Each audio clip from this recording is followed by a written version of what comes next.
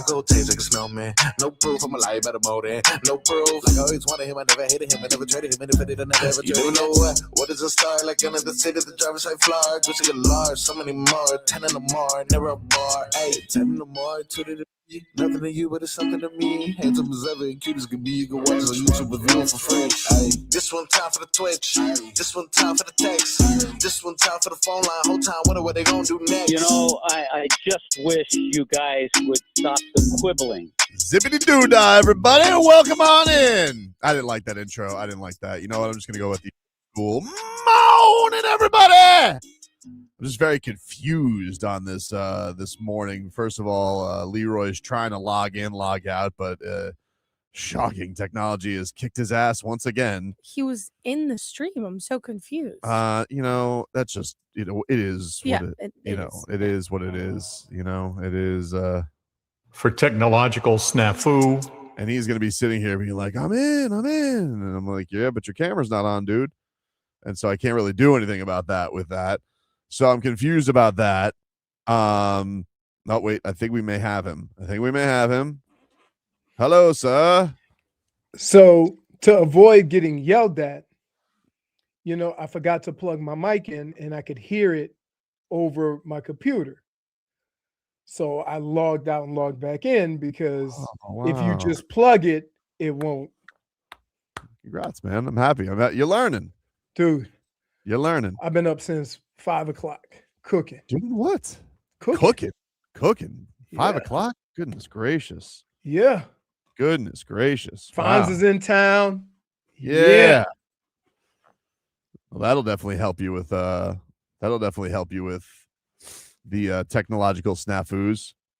Yeah. Oh yeah. My IT guy's back in town. Yes. Look, dude, I gotta tell you, I've kicked the dust up in here. So let me tell you something about this studio. Didn't we like made a stink last week? Let me tell you, I've been making a stink about this for 6 months, right? Headlines are brought to you by Doral Kia. You always pay us with your Bracito at Doral Kia. Visit them at Doral Kia or DoralKia.com. I don't do like the diva thing, you know, talent wise. You know, that's not my thing. All right. I very much want to be a team player around here. I can attest to that. I think people can attest to that. I may play a show pony, but I really do try and so I've been talking about this studio and how filthy it is for 6 months. Okay. We have a cleaning crew that comes around here, and I don't know who gave them the genius idea when we have nobody here at night to not clean in here. But apparently there's some edict that apparently cannot be changed to tell these people to roll through the studio one time and give it a little vacuum, because people who aren't even here anymore, former employees who aren't even done a lot of remodeling in here, but the wire snippets and the dust and the soot and all the stuff is like still just grimily on the floor. So silly me, you know, you've come in here. It sounds like you got hantavirus. You know, you can't even get through a show. It's ridiculous. And so, like, I've gone back and forth with the powers that be, and they'll be like, "Oh, well, people say that we have to do it, or you know, somebody else." Like, why are fine. we paying them? What are we paying for? Yes, what are we paying for? So let me get this straight. The places where nobody's here, okay, people are here twice a week at most, and so they're going to clean all around the places where nobody is, but the rooms that people actually use on a day-to-day basis, these cleaners won't do. Fine. Forget how stupid that is. But then it's like, oh, well, we got to do it. I'm like, what? All right, fine. You want to do it? I come in here today. No lie, Leroy. No BS. All right? Because let's be real. Joe Rose ain't going to do this. And I don't even blame Joe. He's been doing this more years than I have in the business. I come in here today, and there is, like, in the most passive-aggressive way, just a vacuum left in the studio. And I'm just like, you know what? Fine. Because you want to know something? I'm all for can I guess? It doesn't work. Dude. So I plug in this vacuum. I can see the floor. Let me get this vacuum for our audience, for our audience, so they can see this, because this is disgusting. By the way, how are you, Brittany? I'm fantastic. Fantastic. Look at this vacuum. All right, for our radio audience, this is a This is something called a Power Speed. All right. I'm sure it's a fine brand. Okay. No bearing on it, but it looks like it's from the 70s. Okay. It's 100 pounds and it's covered in dust. Wait, so the dust cleaning item is covered in dust. It's covered in dust. Disgusting. Okay? Which means nobody's ever used it. Or hasn't used it in years. Okay. So put that aside. Literally put that aside. I feel like we're in an infomercial. I fire this puppy up. Okay. Soot goes everywhere. It's not picking up a goddamn thing. It's in fact just taking things, making them go on the whirly bird and spitting them back out all over the studio. And I genuinely got to ask, I really want to ask this to whoever is responsible for this, because I don't know. Okay, I don't know. But it's hard to ignore walking around the building here and I see new cameras getting put up in studios. We've had these cameras in here for 6 years. They don't work. I've had to put a camera in here to make it work before just to get us started streaming. Okay. I'm genuinely asking for us in the radio business. All right. This radio station's got more teams that we got to be responsible for. We got to have different games and shows going on at the same time.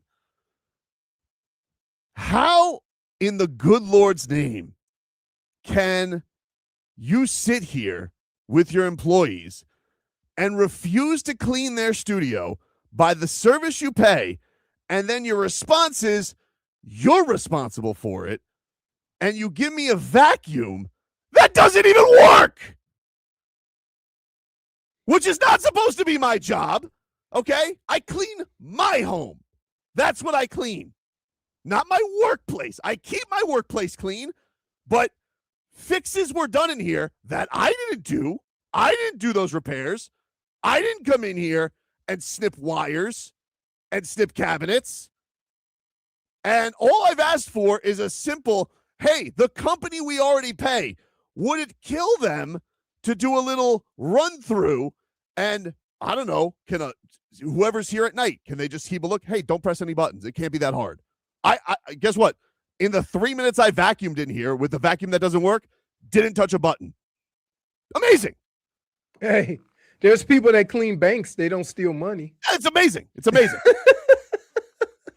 What kind of horse bleep excuse is this for this company that we could sit here month after month after month with dust, soot, wire snippets all over the place, not working? What is that? And everybody just wants to punt. Everybody just wants to pass the potato. I literally tried to sit here and vacuum it myself. Me. Should I be doing that? No. You want to know why? Not my job. But I want a good, clean workplace. I want my co-host to stop sneezing like one of the dwarves. Okay? I just want us to do a show that's not in a plume of dust. And what you mother bleepers do is you say, they're not allowed to clean in there. For what reason, I don't know. Those seems like your rules. And then you give me this vacuum cleaner, which looks like an artifact that's covered in dust and does not vacuum. So I'm going to do this very politely. One more time. Galen, whomever I got to ask, can we, for the love of Christ, please clean this studio sometime in the next 2 days? Is it so much to ask?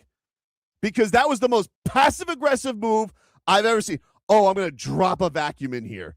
You guys do it. But it doesn't even work. It doesn't even work. Because I got in here today, 30 minutes early. The Omar Kelly interview's playing. I'm like, all right, you know what? I will. I'll clean up in here. I'll get it done. Team player, like it always is.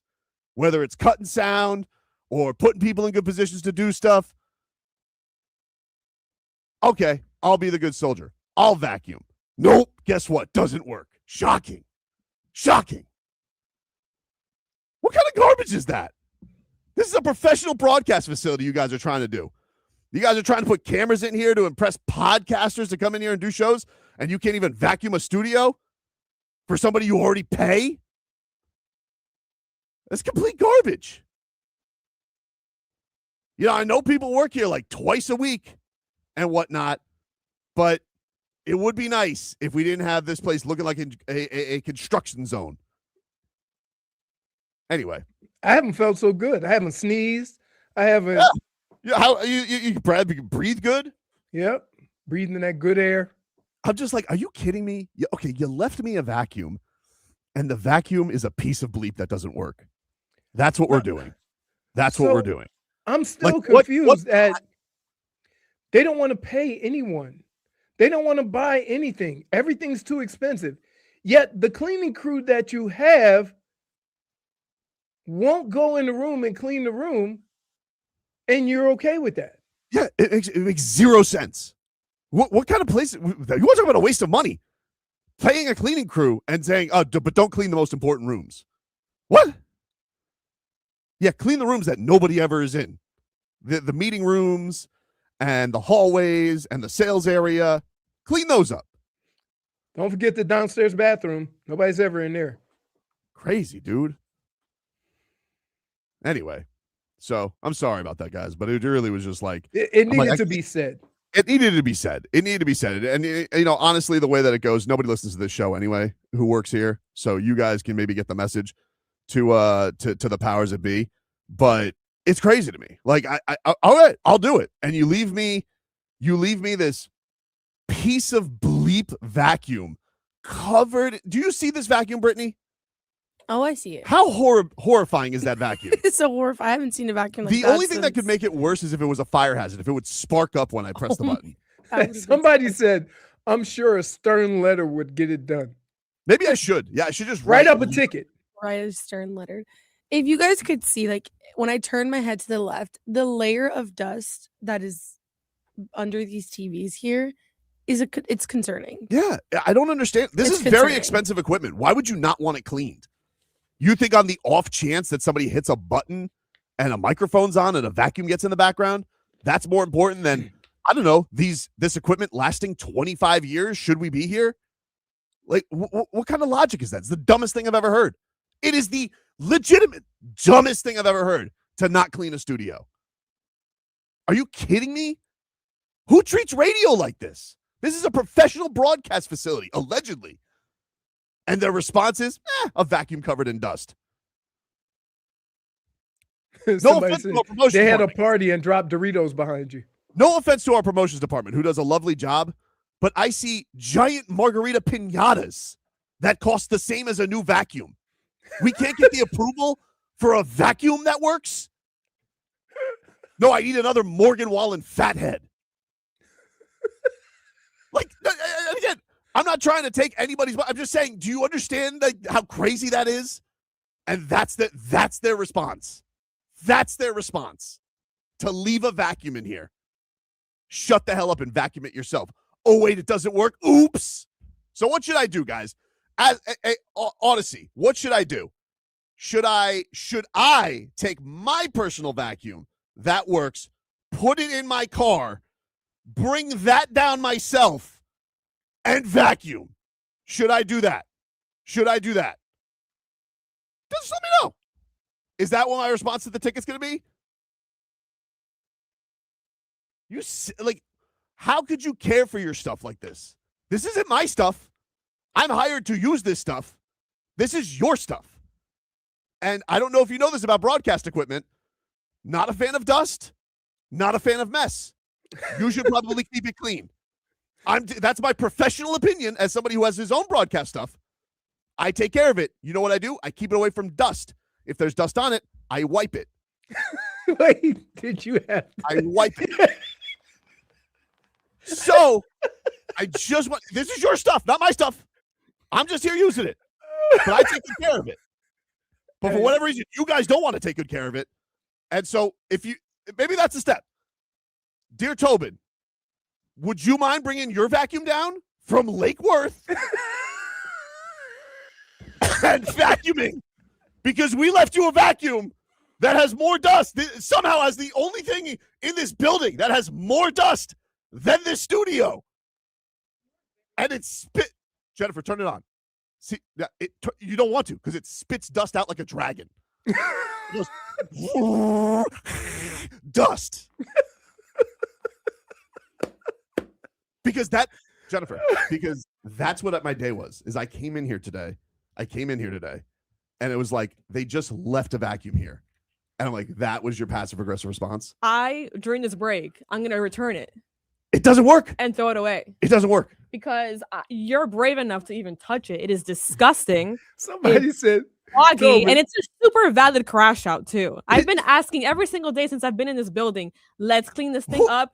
The little cable things that you've been talking about, yeah, they've been here for months since even someone left. One of the engineers left, and it's still here. It's crazy. It is. Nickname that vacuum James Harden. And I have so much allergy dealing with this. Anyway, I won't talk about it anymore. I'll probably be fired. But anyway, let's get to weather. Leroy, could you give us a weather update? I sure it's can. raining dust in here. It's brought to you by Tornado Roofing and Contracting, helping homeowners stay safe this storm season. Visit tornadoroofing.com for a free roof and window estimate. By the way, it rained crazily this morning. It was a downpour. But I'm going to look up, and it's mostly cloudy. Looks like it's going to be some more rain.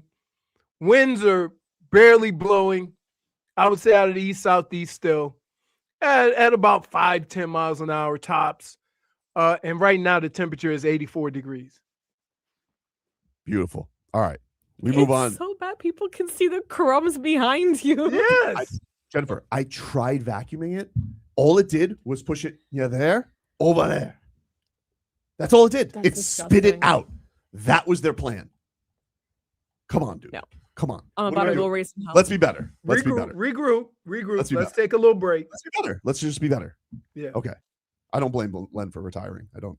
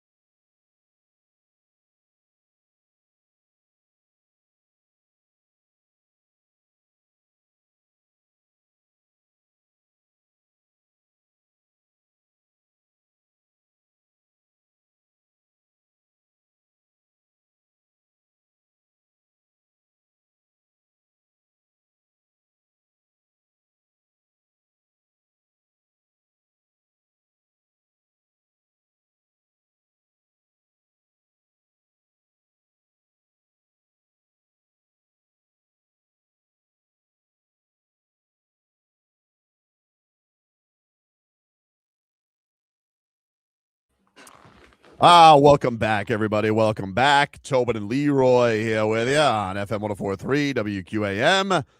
Take you guys up until 2 here on the program. Marlins lost yesterday to the Blue Jays, by the way, 2-1 filthy. That was a brutal game. Bigger news. Brutal. So many opportunities. I don't know what's going on with your microphone, dude, but you sound super loud right now. Really? Hold on. Yeah. Let me see. We'll wait. Yeah, the big news in that one, Eury Perez had 9 strikeouts through 4, and then he left the game with a right hamstring spasm. Is that better? Yes, much better. Okay. Perfect. A right hamstring spasm. That's a big hamstring. He's tall. It's a long hamstring. A long hamstring. Yes, fair. He's very lanky. But either way, he has to undergo imaging to determine the severity. But it is a bummer because he's been starting to really put it together. Had a little bit of a rocky start. Those fast meatballs were going all over the place, but he's very young. Listen, you gotta settle in. And it seemed like he was starting to settle in, dude. He was dicing up the Blue Jays, and then you lose him in the middle of the game. Sucks. I think it's crazy. I think it's crazy that this is all part of this protecting pitchers thing. Like bringing guys and then they get into game situations and they ramp their bodies up, and you have tissue injuries like this. Right. It happens in all sports. And I just don't know. Think about this. When you were a kid, when do you hear about an athlete ever pulling a hammy? Not common.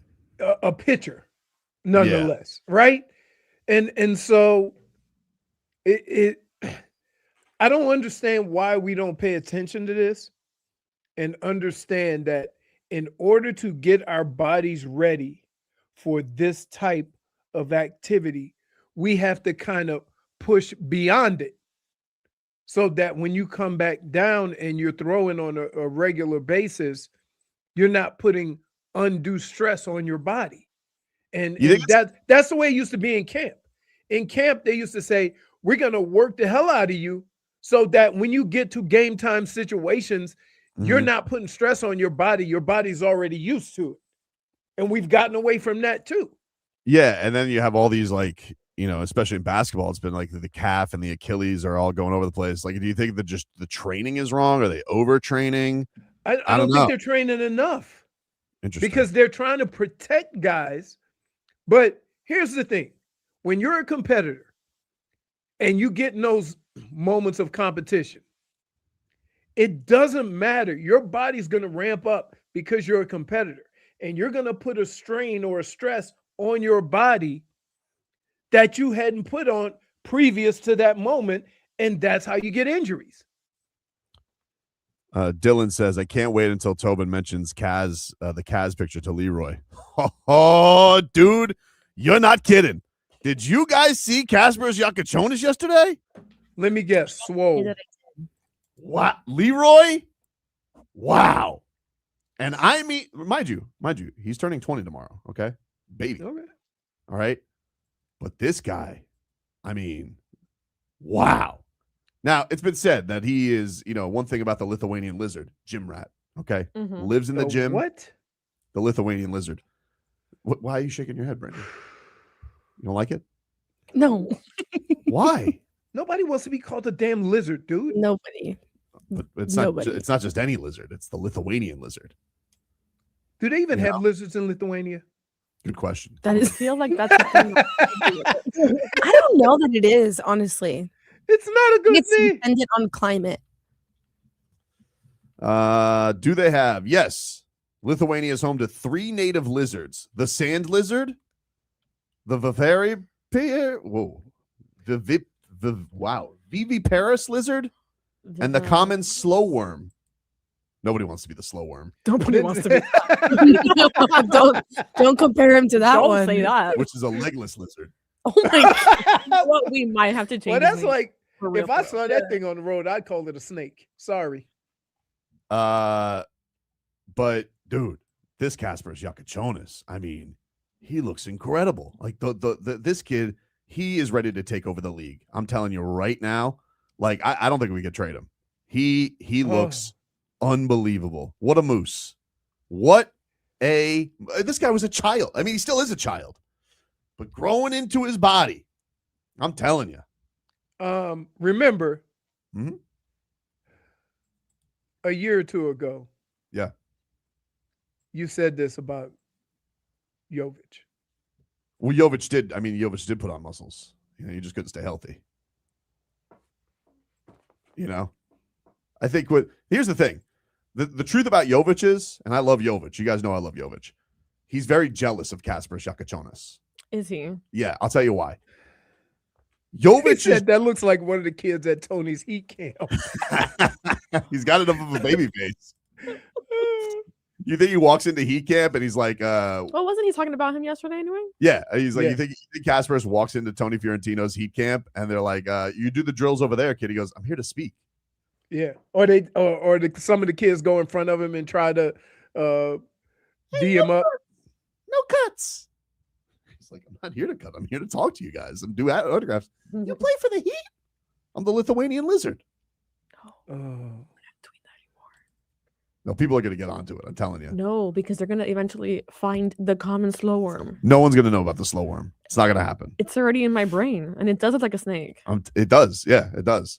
But I'm telling you, Jović is very jealous of Kasparas Jakucionis because Why? Jović wishes he was 6'5". You remember how like people would say, Kevin Durant, he's been lying about his height this whole time. Mhm. He's like You know, Kevin Durant's 7'1". Yeah, and he's like, oh, I'm 6'9", and they're like, okay, dude, sure you are. It's the same thing with Jović. Jović wishes he was 6'6", 6'5", 6'6". He wishes he was, because then he wouldn't have to do this nonsense like rebounding. Jović wishes he could just be out in the open court, throwing the ball around. He wishes he could be a point guard. That's what he wants to be. That's the truth. So he's jealous of Jakucionis, and he's like, this stupid kid. Look at him. He gets to do everything just because he's a few inches shorter than me. That's not fair. Stupid kid. Yeah, that's what he thinks. That's dumb. And how old is Jović? He's going to be 23 this summer. So 23.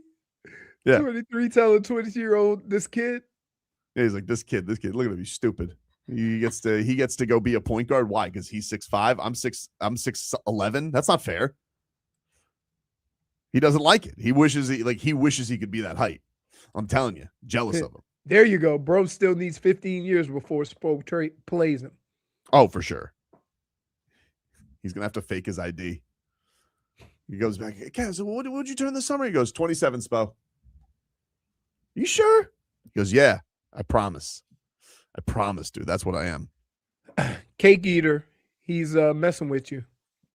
I actually saw that yesterday. Oh, really? Yeah. Bucks are trading Giannis to the Heat involving Ware and Hero. Just saw a tweet. I saw a random tweet that He's came not from gonna- my like, phone he's not that gonna- they were saying that they were going to trade him before the draft. Yeah, they might trade him before the draft. They're not Yeah. trading him before the finals are over. That's not going to happen. So I everybody, got to tell you. calm down. Calm down. Man, I don't want to get rid of Ware. I understand. I'm not making a big stink about it, but I just think that when he gets around people that give him the utmost confidence because of his personality, he's going to light the league up. I believe that. I really do, because he has a skill set at his size that not too many people that size have. I'm with you. I'm scared. I'm scared that he's going to go out there and he's going to be. Of all the guys on the team, that's the guy that I think in 3 or 4 years we'll say, oh, he used to be with the Heat. Doesn't happen a lot. They haven't gotten burned on that too much, but yeah, but definitely they think haven't traded their first rounders like since when Tua. That was the last guy. No, but he wasn't where. Maybe not, but he was the last first rounder they traded. He was. Right. We'll take a break. Mix things up in the mixed bag. Coming up next.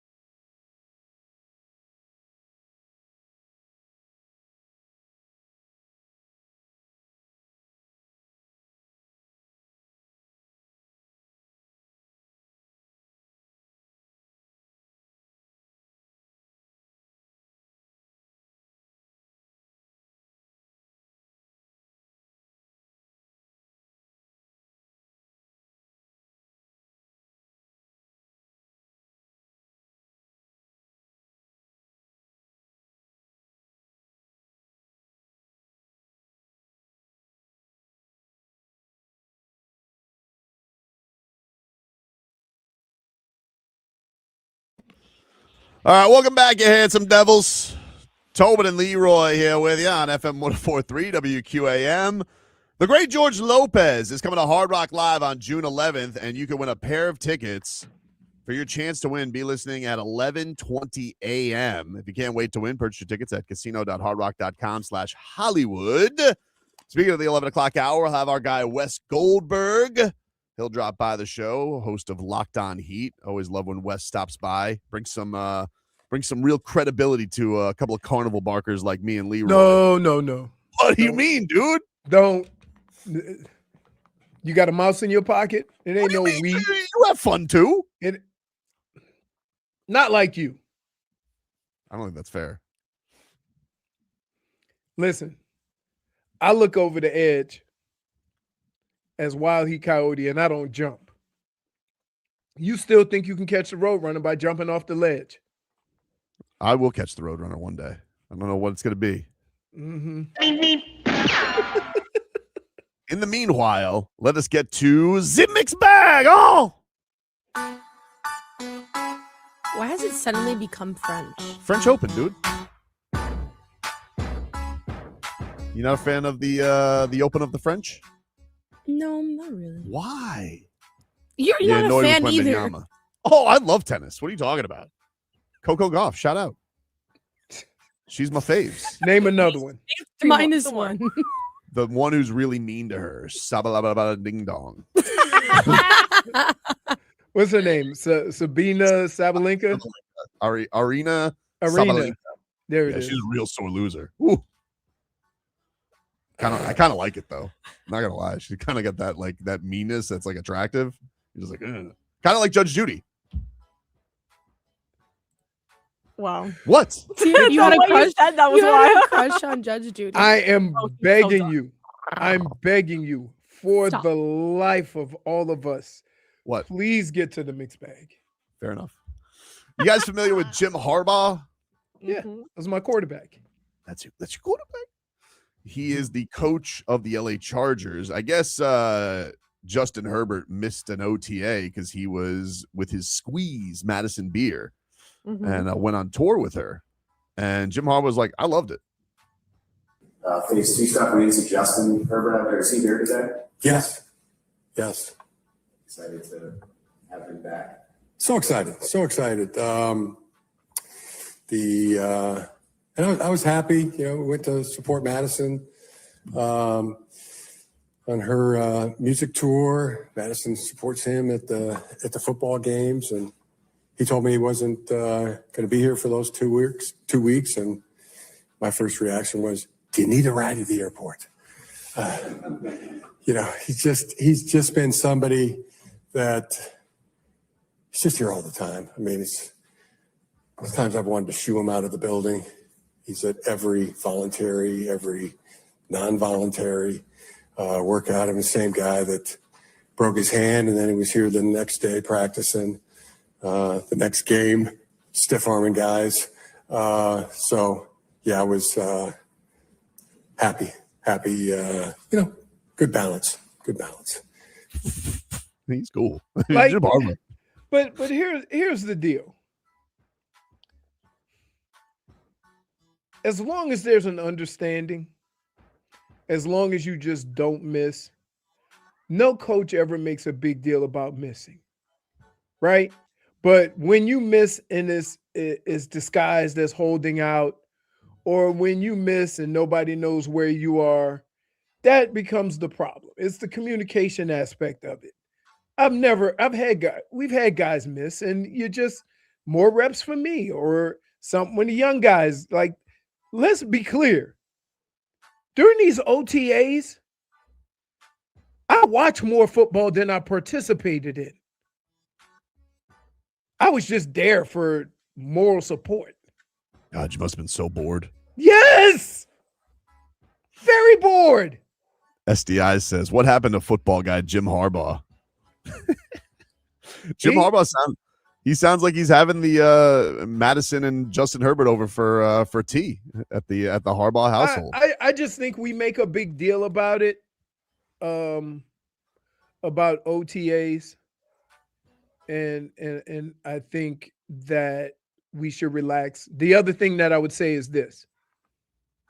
If you're going to miss 2 weeks, but you're there all the time, nobody makes a big deal about it. No players, no coach, no organization, or nothing, right? It's if you're not there, and then when it's time to do OTAs, you don't come, then there might be some questions. The only exceptions are school. Robert never went to OTAs. What was He he said doing? it was in school. Oh. He ain't no PhD. Speaking of quarterbacks, let's go to America's favorite miserable couple, Jalen Hurts and AJ Brown. And no duo has won more, but hated each other more also. Is that the craziest thing? It is crazy. It is crazy. Everybody made a big deal because apparently Jalen Hurts wasn't at AJ Brown's wedding. And this was Jalen Hurts being asked about his relationship. AJ's trade, how would that affect the offense? How would that affect you?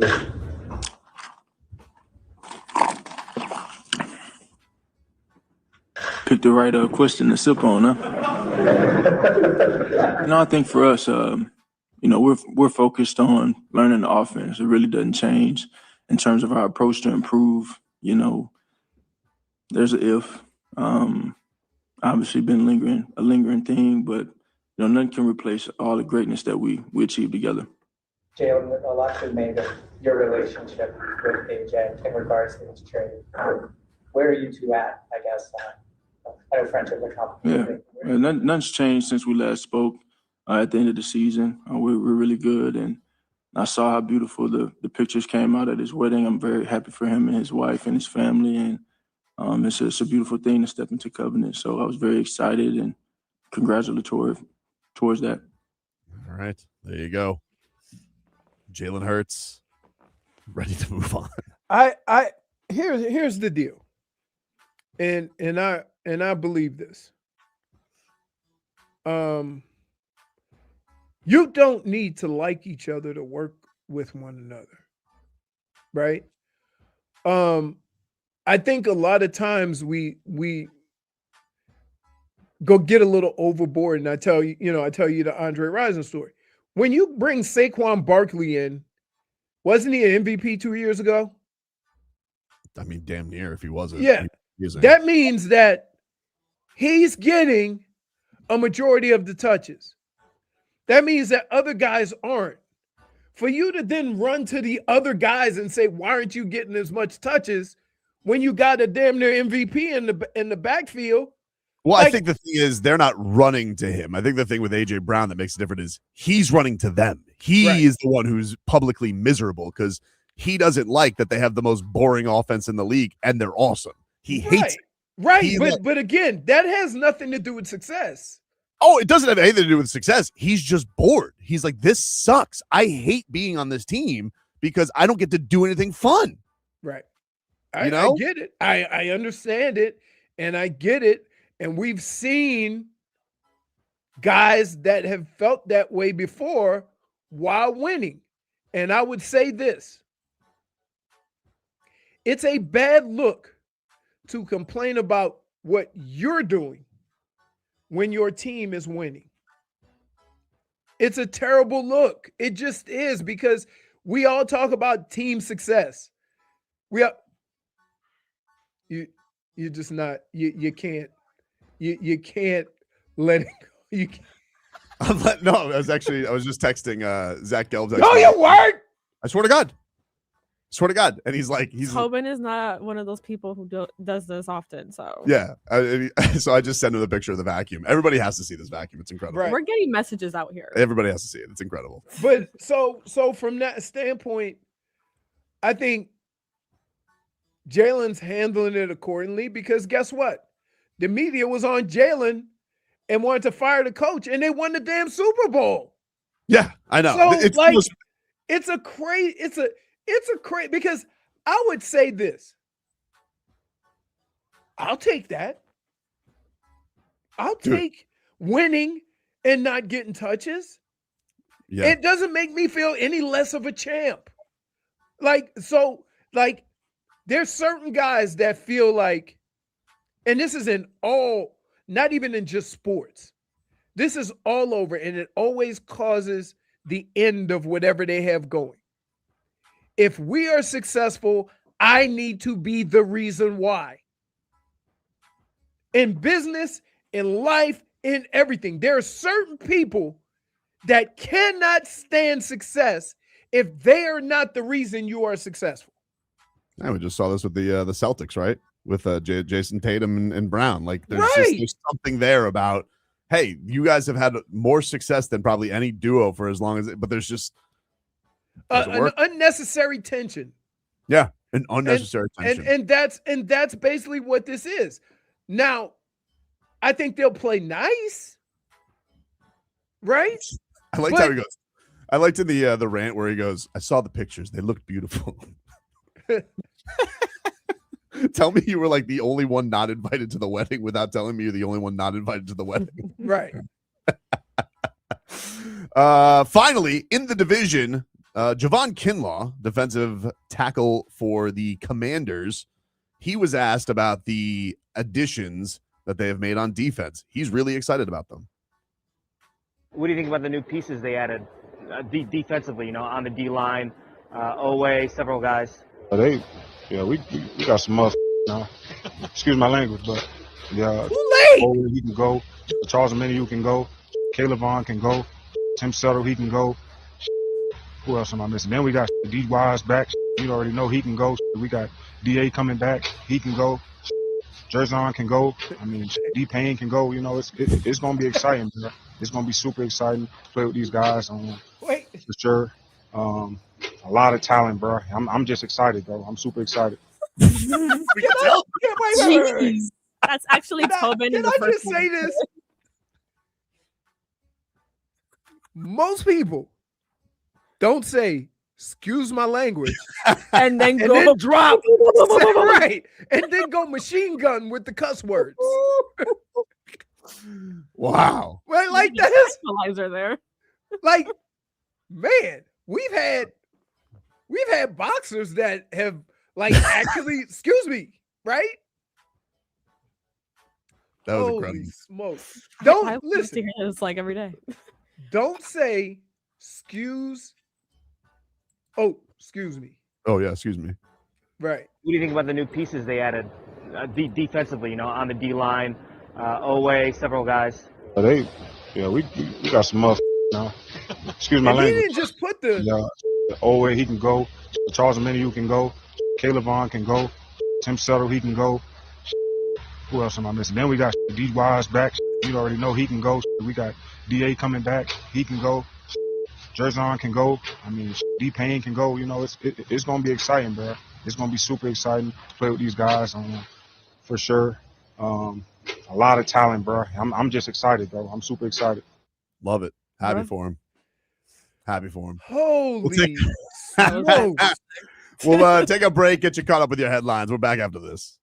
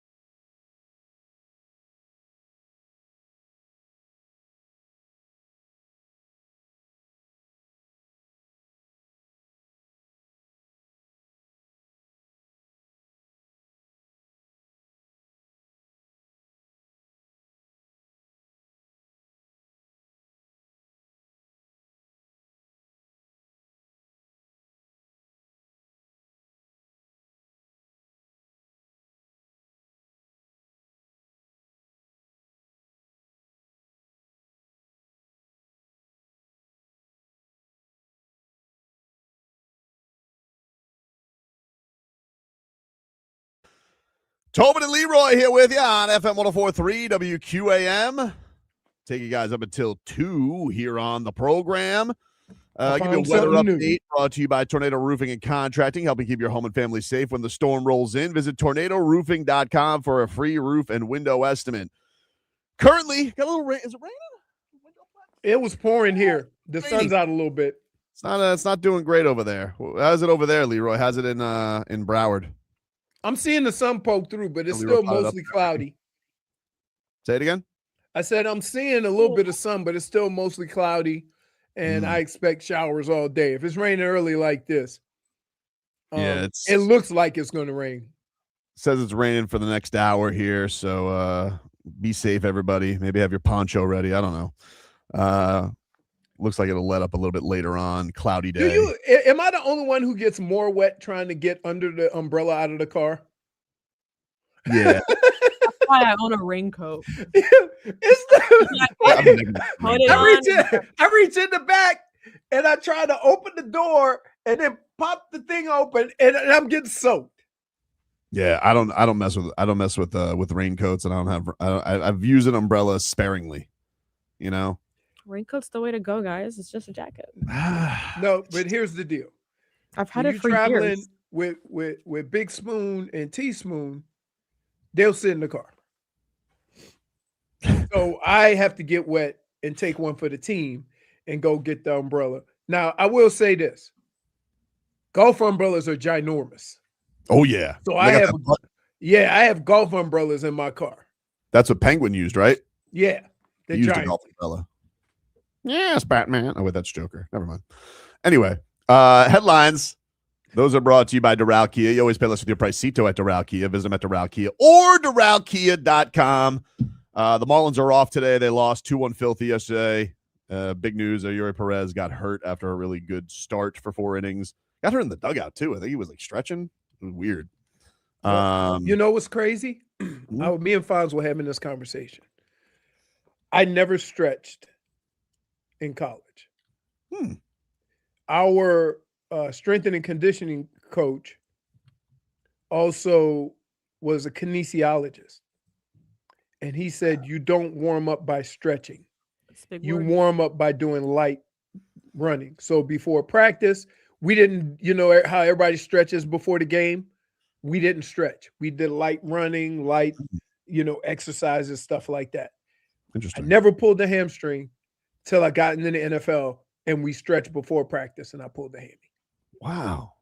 So you're telling me, let me get this straight. You remember that crazy Browns coach? Yeah. The guy who said stretching is for suckers? Yes. He was right? He was right. That's incredible. What was? We would guess when we were stretching college, 1 day a week, Thursday after practice. That's crazy. Wow, Smeathan. I think once you get typecast as a certain type of player, people don't realize you have other skills. You were plenty fast, dude. Don't let them talk to you like that. I know I was. You were plenty fast. I know I was. You could beat these guys in a race backwards. You know what I mean? Not Robert Smith. Not true, because I won the race between me and Leroy. When we were running from break once. Yeah, but that's true. But he's also got a hole in his hamstring now from the water balloon toss. Yeah. I'll never let it go. The Carolina Hurricanes waxed the Montreal Canadiens 4-0. So they're ready to bust out the top hats and monocles. They're up 3-1 in the Eastern Conference Final. The Western Conference Finals continue tonight. NBA Spurs hosting the Thunder. San Antonio's a 3.5-point favorite. Finals are set for next Tuesday. What? No, Monday, Tuesday, next Wednesday. You talk about the NBA Finals? Yeah.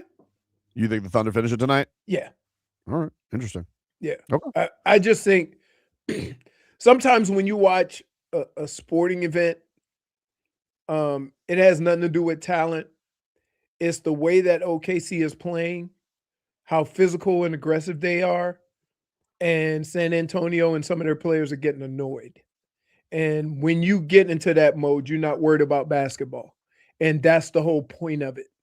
That's why you have antagonists. That's why you have, guys that just cause problems out there because it gets to them. If it didn't bother him, nobody would do it, right? But you see Wemby getting affected by it. You see some of the other guys getting affected by it. And if the officials, the only way this could go is if they start calling ticky-tacks. Yeah. Oh. And then if they call ticky-tacks, keep in mind, SGA going to go to the line 20 times. Yeah, for sure. I mean, the flopping from him is crazy. But don't worry, Adam Silver says it doesn't have an issue. You see this horse's ass yesterday, this Adam Silver? Dude, you are on one today. It all started with the little dirt. What did I say? What's wrong? Do you have notifications just on him? Adam Silver? Yeah. I swear he does because he's like the only person. the tag Adam Silver. Like anytime. Yeah, I know I'm the only person talking about this. Right, Jennifer? Wait, what happened with the clothes? That was scary. I'm scared. Stop doing that. That's terrifying. That's the last thing Washington saw. I said stop. Dude, yes, you know what? Maybe I am the only person who cares about what Adam Silver's saying, which is nothing. Because, he's on this McAfee yesterday, right? All right, and there's no shade at McAfee, but, he's just there. He's like, he just has all the partners on, He goes, whatever you say, Commissioner. Punting. So he goes on McAfee, and he's like, we don't have a flopping problem. And I'm like, you don't? Really? Well, then why is an entire arena of people chanting flopper at your two-time MVP? You don't? You don't have a flopping. You really don't think you watch James Harden and Jalen Brunson and SGA exist and you say flopping, not a problem. And he really just does this. Like, he is an ostrich, dude. And what I mean by that is he buries his head in the sand. All right. He's got oodles of cash because he's just dispersed the NBA to networks nobody can find. All right. No sports bar can put on anymore. But this guy's out here and he goes, oh, flopping? That's not an issue. Oh, really, Adam? Why is everyone talking about it then? And then this guy has the audacity, and may I see the audacity to go out there and be like, don't worry, Pat McAfee. We're going to have AI review all of our calls now. Oh, great. Just what we were all asking for, Adam.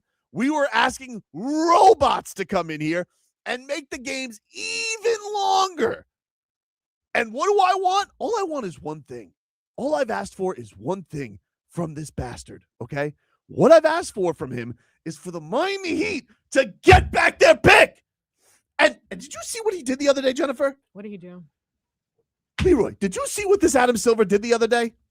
What did he do? Brittany, did you see what this Adam Silver did the other day? Tell me. This mother bleeper goes out there. Well, he didn't say this directly, but this was reported, okay? Because they're going to vote today on lottery reform, okay? Because this is what this guy does. He says he cares about tanking, even though he doesn't care about tanking. Because if you cared about tanking, you wouldn't give the number one pick to the Wizards, A1 tankers, and then the Jazz, B2 tankers, okay? If you cared about tanking, but you do, okay? You don't. You're a liar. You just say you do. And you go on McAfee, whatever you say, Commissioner, punting. And then he gets, this is a report, Leroy. I swear to God, this is a report from him, that this guy can basically go out there and now he can take away picks. He can fine GMs $10 million. He can change the order of the draft. He could just take away picks if he wanted to. Oh, well, isn't that convenient? All of a sudden, Commissioner Silver can be up there doing whatever he wants with picks, whatever he pleases with picks. But when the Miami Heat had their picks stolen by a gambling scandal that you blatantly overlooked, Adam, oh, it's an unprecedented situation, and I don't want to open up that can of worms. What a bunch of bull hunky, malarkey, nonsense, BS. Now you're all powerful. I can do whatever. Well, okay. By my count, the pick hasn't converted yet. So why don't you do the right thing, Adam Silver, and give the Miami Heat back their pick? And maybe I am the only person who cares about this because I'm not going to lay down like a dog and sit here and be like, take your second-round pick and shut the hell up. No! You guys covered up a scandal.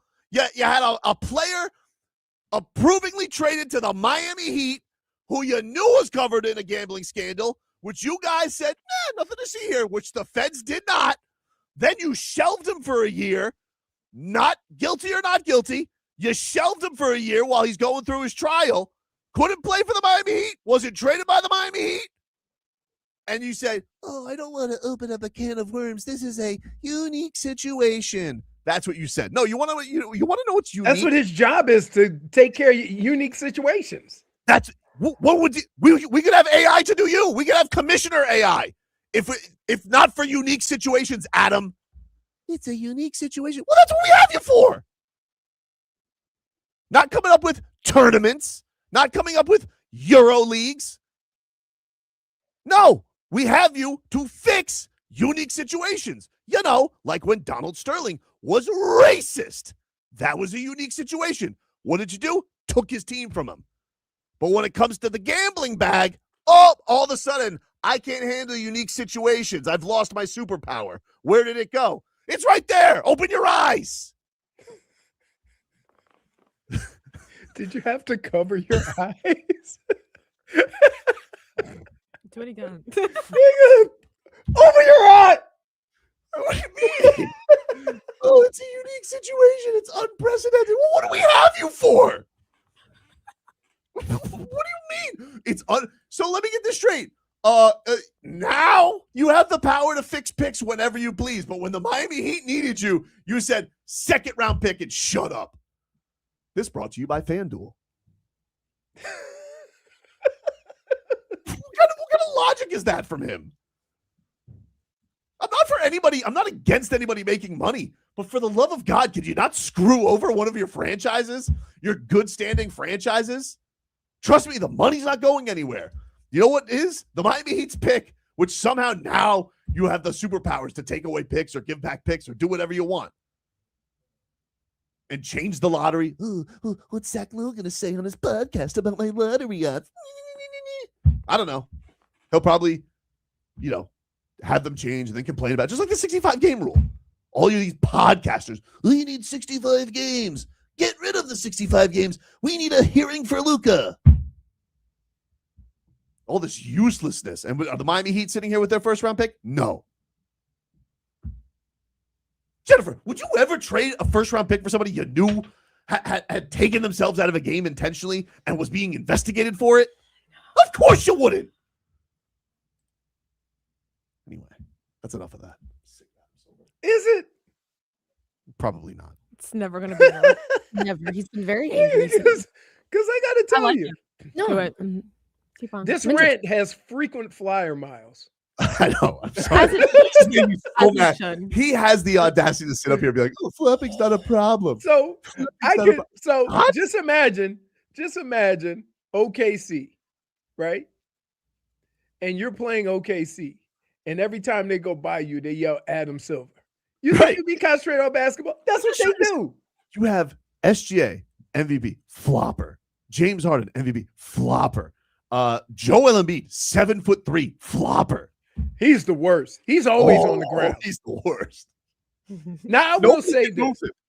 I remember Shaq saying, if he didn't do it, they would never recognize the fouls because he's bigger than everybody. So some guys have to exaggerate a little bit. SDI says D-Wade with the move with his leg, flopper. No. That's gamesmanship. Hey, learn the difference, dude. You know what? At the end of D-Wade's career, they start changing that. So they would call a foul on him for kicking that leg out. D-Wade made you bite on the pump fake. He never flopped. All right. LeBron flopped more than D-Wade. D-Wade was not a flopper. D-Wade was not a flopper. Take a break. Back after this.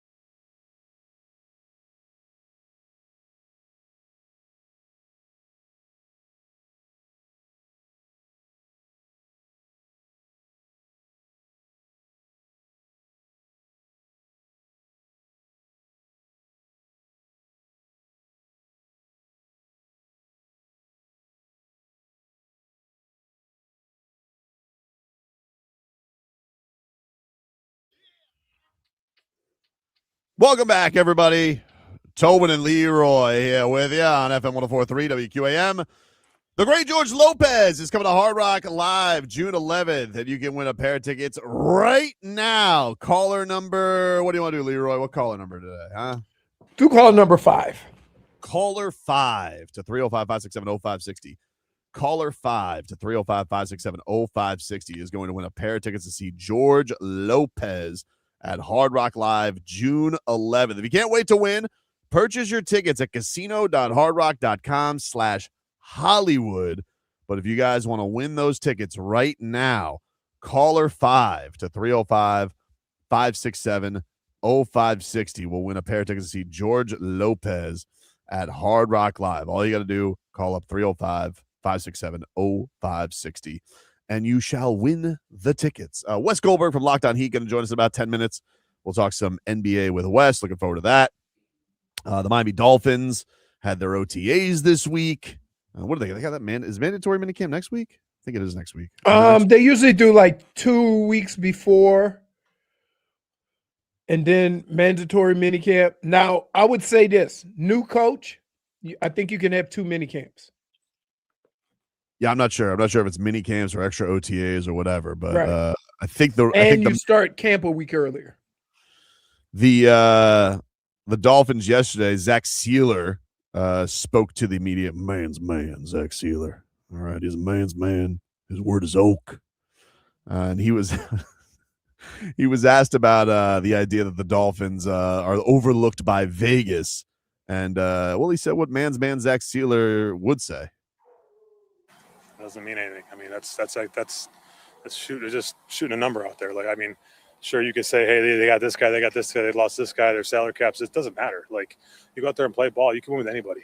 I've been part of shoot that flow year. We were supposed to be anything. We won those last few games of the season, made a great stretch. I mean, football, that's the best part about football. Why it's the greatest game on earth, and I love playing this game. Is any team can win with any players.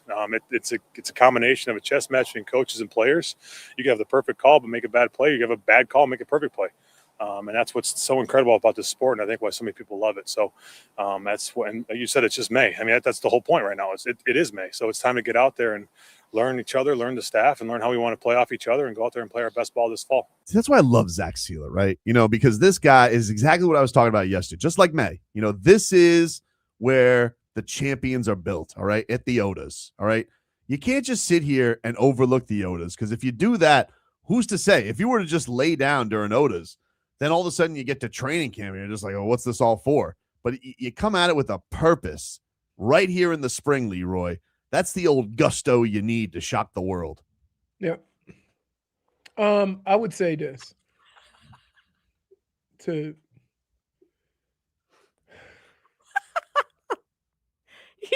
He knows himself that the amount of words that he just spewed out. I wonder how long he would have talked if he thought they'd win 7 games. So here's the deal. I believe everything that he said, in that to judge a team that has not played a game with so many new faces is a bit ridiculous. That being said, I do realize this team is going to rely on a lot of young players. And that is the part of this that makes it extremely unknown. Like, you have no idea. But to just dismiss it and say that it's going to be the worst or not very good, that's not good either. Now, if we want to look at comparisons, we could look at 2 teams. You could look at when Drake May first got to New England, but Mayo was the coach, right? Yes. Right. So, and they felt so great about his job that they fired him after 1 year.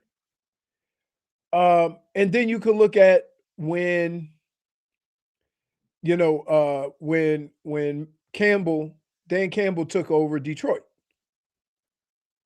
right? There's a certain way you have to build things and then find the players that build it. What I would say is remember, this. he was crying. Remember after Right. so many losses. But say this. This team doesn't have a lot of carryover that they have to work through. There's already a lot of new guys, young guys on this roster that they don't have to weed a whole bunch of guys out. Right. So, and the guys that they brought back are as professional as it gets, right? Right. Like the Brewers, the Brooks, the Sealers. I don't know if that puts them ahead of the curve or because of all the young players, it puts them, up against it. Like, so there's so much unknown with that. Just those different aspects of it, that, you know what? One of the things that helps a young team, a good running game. They're massive up front. They may run the ball and just be in a lot of games, and it's just a matter of whether the quarterback or somebody can make a play on defense. It could be that, and then you could have one of those years, like at the end of the year, you could say, the Dolphins are 11-6 or 11-7 and have won 8 one-score games. Like it's not going to be real, but it's one of those years where something like that happens. So I'm not going to say that would be pretty shocking. I mean, like that because their schedule looks so tough. But I get what you're saying. Like I do think that there is. I think that, and you're not going to tell somebody like Zach Sieler, who's been like cut D2 guy, like, oh, you know what's going to happen. Like nobody knew what's going to happen in his career. Here's the other thing that you kind of have to understand in football. We're sitting here talking about all the teams that were good last year. But let's think about this. And I say this over and over again. There's going to be 5 or 6 teams that made the playoffs last year that don't make it this year. And there's going to be 5 or 6 teams that didn't make the playoffs and weren't even close that are going to make the playoffs this year. You would be better off in your analysis of the season of trying to pick those teams, because that is the most difficult thing in football. What 4, 5, 6 teams were in the playoffs last year aren't going to be this year, and what 5 or 6 teams are going to be out that were in last year? So, and you go to the same places. First of all, the NFC South. Never now know. Look at the AFC, the AFC South. Is that Indianapolis, Houston, Jacksonville, right, and Tennessee? Those 8 teams have basically switched every year. It's going to be an interesting one for sure. We'll get back into the football. Wes Goldberg from Locked On Heat is going to join us. Before we go to break, I want to let you guys know the world's biggest soccer tournament has arrived, and you can trade the entire tournament on Kalshi. Kalshi, you guys can trade every match from the opening stage all the way to the final. So maybe you think Argentina's going to do it again. Goat, rest up that hammy. Ready to go. They're trading at 9%, which means a $100 trade gets you over a $1,000 payout. You want to talk about division winners? You think Miami's going to win their division, huh? You go $100 trade on there right now, that pays you over $2,000. They're a long shot right now. No surprise that Buffalo is the favorite right now on Kalshi. So you got to check that on out. But you want to check this out as well. The first game coming up here with the big soccer tournament in South Florida is going to be Uruguay against Saudi Arabia. Uruguay 65% to win. You think it'll be a draw? 21%. $100 pays out at $425. So check that on out, man. Kalshi is a blast. You're trading against peers in a live market, meaning there's no house, and the probability changes as you can buy in or out of your position. And for a limited time, you download the Kalshi app, use the code Tobin. You get $10 when you trade 10. Kalshi, Kalshi. Trade on anything. 18 plus only. Restrictions and eligibility requirements apply. Event contract trading involves risk and may not be suitable for all investors. Prices, value, and available markets may differ from those mentioned. For more information, see kalshi.com/regulatory.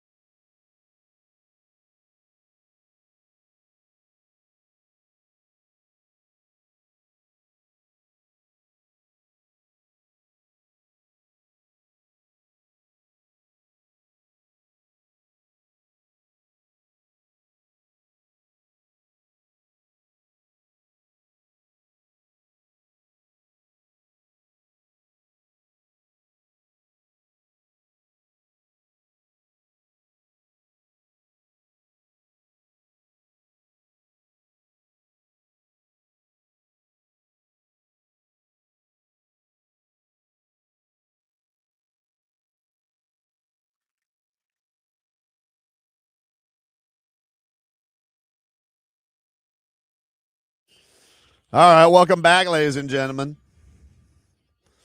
Tobin and Leroy here with you on FM 104.3 WQAM. Take you guys up until 2 here on the program. I got a cool thing here for our cigar lovers out there. We got a chance for you to win sold-out VIP tickets to Drew Estate's Florida Barn Smoker this November. Throughout the day, you'll enjoy premium and VIP cigars, curated food and beverage experiences, food trucks, drinks, and more. If you are a fan of cigars, this is an event you want to be at, and we want to send you guys there absolutely free. If you guys want to enter this contest, just text the word Barn Smoker to 20357. That's Barn Smoker to 20357. You must be 21 plus to enter and attend. Valid ID required at event registration, but text the word Barn Smoker to 20357, BARNSMOKER, Barn Smoker to 20357, and you are entered into the contest. We'll talk to Wes Goldberg here in just a second. He is re-up in the old computer, and he should be able to join us. We don't want any technological snafus. In the meanwhile, tonight you got Game 6 between the Thunder and Spurs. Over. Leroy thinks it's over. Can Wembanyama bounce back after getting his ass kicked in the last game and putting up a big stinker? That'll be an interesting one. We'll talk to a man who has probably been following these finals, and that is our guy, Wes Goldberg. We'll go out to the Toyota of Hollywood guest line. Shop over 2,000 Toyotas on sale on location at Toyota of Hollywood on 441 between Hollywood and Sheridan. ToyotaofHollywood.com. Wes Goldberg from Locked On Heat. What's going on, buddy? How are you? I'm good. How are you guys doing? Good. Leroy thinks it's over tonight. He thinks that the Thunder finished this thing up. What do you think, buddy? You think we have a Game 7, or does this get wrapped up tonight? The Spurs are favored. So we'll see. Every time I think the Spurs are dead, they just have one more last gasp. It just does really feel like the Thunder's experience has been the difference maker over the last couple of games. Unless they can figure out a way to get Victor Wembanyama the ball without turning the ball over, this thing could be over. But we'll see. You know, if I had to bet, I would probably bet on San Antonio just extending this, only because I had this thing going 7 games with the Thunder winning before the series. So Wes, my whole reason behind it is that you can always tell the difference between a seasoned team, and I won't even say veteran team, a seasoned team and a team that hasn't been there. They're getting annoyed by some of the stuff that OKC is doing to them. And once you go through that, you learn how to fight through it. You learn how to not deal with it. And it just seems like they're worried so much about all the things that the Thunder are doing, and the Thunder are just treating it like Tuesday. And it's frustrating them. And it's like when you see teams start looking at the official a lot or start complaining a lot, they're not playing basketball. And so I think that's what the Thunder have done. They got ran over on the first day, let Wemby do whatever. And they say, hey, you know what? Let's put some hands on him. Let's hug him. Let's bother him. Hey, we got 3 or 4 guys that can get us, 6 fouls. Let's just go head on and try to frustrate the hell out of him. And it's working. And they're doing it with a lot of different guys. And I just think that until San Antonio learns how to just kind of smile and like let it piss them off a little bit and then play physical and match it, they're not going to be able to perform. Yeah, it's funny because so many people have turned against the Thunder during these playoffs because of all the fouling and the flopping and all this kind of stuff. But the one thing that the Thunder do that belies their age, and it's the reason they probably won the championship last year, beyond just their talent, is the fact that they are they're so even keeled, right? You see Shea just smiling, smirking on the bench, no matter what the score is. The Thunder could be down 20, and it's like it doesn't matter. There's a confidence that they have in their process, and they're willing to live with the results because of that. And I think there's a lot of strength in that. Their depth has also been such a factor in this series. Like Dylan Harper just is not the same guy since he got hurt. De'Aaron Fox, that ankle is clearly bothering him. I don't think he's playing in any of these games if these are regular season games. And now the Spurs are kind of down to what, 6, 7 guys. Like Luke Cornett, their backup center, who's really good, is just like not playable in this series. Like, and meanwhile, the Thunder are just, hey, we don't have Jalen Williams, we don't have AJ Mitchell. Here's some Jared McCain for you. Deal with this. And you're just like, man, how do these guys just keep? Here's Kenrich Williams dusting him off a couple games ago. Right. And so they just have so much more depth than. Shea doesn't even have to play more than 38 minutes in these games. In Western Conference Finals games. When was the last time, guys? We remembered a time during like the Big Three Heat era where LeBron, D. Wade, and Bosh were playing 43 minutes a game. Right. Shea is consistently not topping 40 minutes per game unless they go to overtime. He's not going to play 40 minutes, and he doesn't have to. Yeah, you couldn't even take anybody off. Wes, do you think flopping, like there's so many, comments about the flopping and whatever, but it's not the player's job, it's the official's job to stop the flopping. Because if they're going to get away with it and they're going to get the foul called, hey, they're going to do it. And if you as an official don't stop it or say, no, that's a flop, I'm not giving it to you, they're going to keep doing it. Yeah, it's funny because we saw this as a point of emphasis a few years ago where players used to get fined for flopping. Where did that go? Yeah.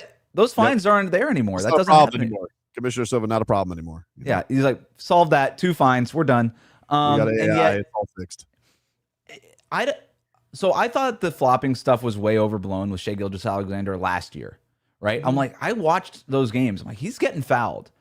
And I almost feel like Shai felt vindicated and all that, and now he's flopping more. Like, this is like Shai is getting fouled in a different way now. I thought he was getting those calls. I thought he was deserving those calls last year. He is flopping a lot this year. There's no, like, now he's like, oh, if I just fall every time, I'm going to get the call because I'm a superstar. Now I get the calls. I've earned these calls. And I just feel like you can't reinvigorate these guys. You can't give them the excuse to do it more. So I agree. I think this needs to be a major point of emphasis. The Michael Jackson Thriller thing where you're just like leaning into a guy, we can't be doing that anymore. The stiff arms, like the Ricky Williams stiff arms that guys are just throwing at guys. Yeah. When was this allowed? Like, this is crazy. And so I do think that this needs to be a point of emphasis for the officials. You need to let defenders defend not perfectly. And that's the problem with playing defense now, is you have to be so perfect, so straight up and down, so vertical, so not in the other guy's airspace. It's just nobody wants to watch defense that way. You want these guys, you want defenders to be able to get away with something the way that offensive players are able to get away with stuff. So turning it to the Heat, Giannis fodder there day in, day out. What's been the most interesting thing you found as of late? Because, not much can change, but we could always get the noise every single day. Is it preferred locations? Is it package? What is the Giannis things that of late have interested you the most? So I was talking to somebody the other day, and they were like, well, when are we going to start getting that Giannis smoke where the Bucks start to drum up the market? Because you listen to Jimmy Haslam and the way he's been talking about it, it's almost like he's trying to lessen his trade value. Like, he's actively out there trying to kill his own leverage, being like, we are going to trade to do it now before the NBA draft. It's like, okay, dude, I guess. And so I was talking to somebody the other day. When are we going to start getting these smoke screens? When are we going to? One second. Let's get a. I don't know if we can get you reconnected or something, dude. But we lost him there for a second on all that. So we'll see. If we get, his lips were moving, but no words were coming. Yeah, we weren't getting anything on the connection side of things. Let's see if he's back up to see. Yeah, I think he's going to reconnect for us. But we want to get back into that with all that. But the Haslam things. The funny thing is the Haslam thing is interesting. I think he's back. Let's see if we got him full go. No video. So what's crazy about that? When I think of Haslam, I think of how he did the Browns, who's the DN. Deshaun Watson deal, yeah. No, not Deshaun Watson. Remember when what's his name wanted to be traded, and then Myles Garrett. Yep. And I think Haslam said, "I can make it worth your while to stay." Right. And I think he just thinks that that's how it is in all sports, where we can like eventually, but basketball is different. There's a max. You can't offer him a ridiculous amount to stay. He did that with Myles Garrett. Yeah. You could price somebody in a certain spot and be like, right, hey, this will make him happy. And and then Myles Garrett will not even talk to the coach till training camp, but he's going to be a Brown. He's not going anywhere. Right. So you know, that's certainly one of those things that you have to consider with this. But the one thing I'd say with Haslam that I think doesn't help the Heat, when an owner sticks their beak into something, and especially he's kind of been new to the Bucks as far as like he's been more publicly facing with them. I think that sends like, I want to get the best player possible, as opposed to, you know, maybe Horst, if the GM is running it, he's going to try and get the best package of stuff. Right. Correct. Move around. So I think that is an element of this. With The other thing is that what also makes this situation tough. Hold on, I think we got Wes back. Wes is good. Hey, buddy, you there? Oh, Wes, you there? Is this any better? Yep. Yes, we got you, man. All right, good. Yeah. Where were we? So we were talking about the Bucks thing, latest thing with the Bucks and Jimmy Haslam's leverage. What do you make of what he's doing there? So yeah, somebody was asking me whether or not we're going to get a smoke screen type of story anytime soon, and I think we already got it enough about, hey, Giannis might be open to playing in Boston and all these things. Mark Stein was reporting that, and he's as plugged in as anybody. So I'm not necessarily doubting the reporting. I'm just saying, like, this information is coming, and the idea that the Celtics could trade Jalen Brown in a deal that gets Giannis, it doesn't pass the sniff test to me. Right. I just don't know why Boston would make that move. Like, they're not as desperate as Miami is to go get a star. They have a. All right, Wes, we'll Right? we'll Who's an gotta MVP reconnect with you. guy. I'm sorry, but yeah, the thing is crapping out again. I apologize, Yeah. man. But I would we'll say we'll try and do it. Do you want to do? Maybe we'll connect during the break. Well, let's take a break, Leroy. We'll reset okay. things. And Got you. we'll be back with more after this.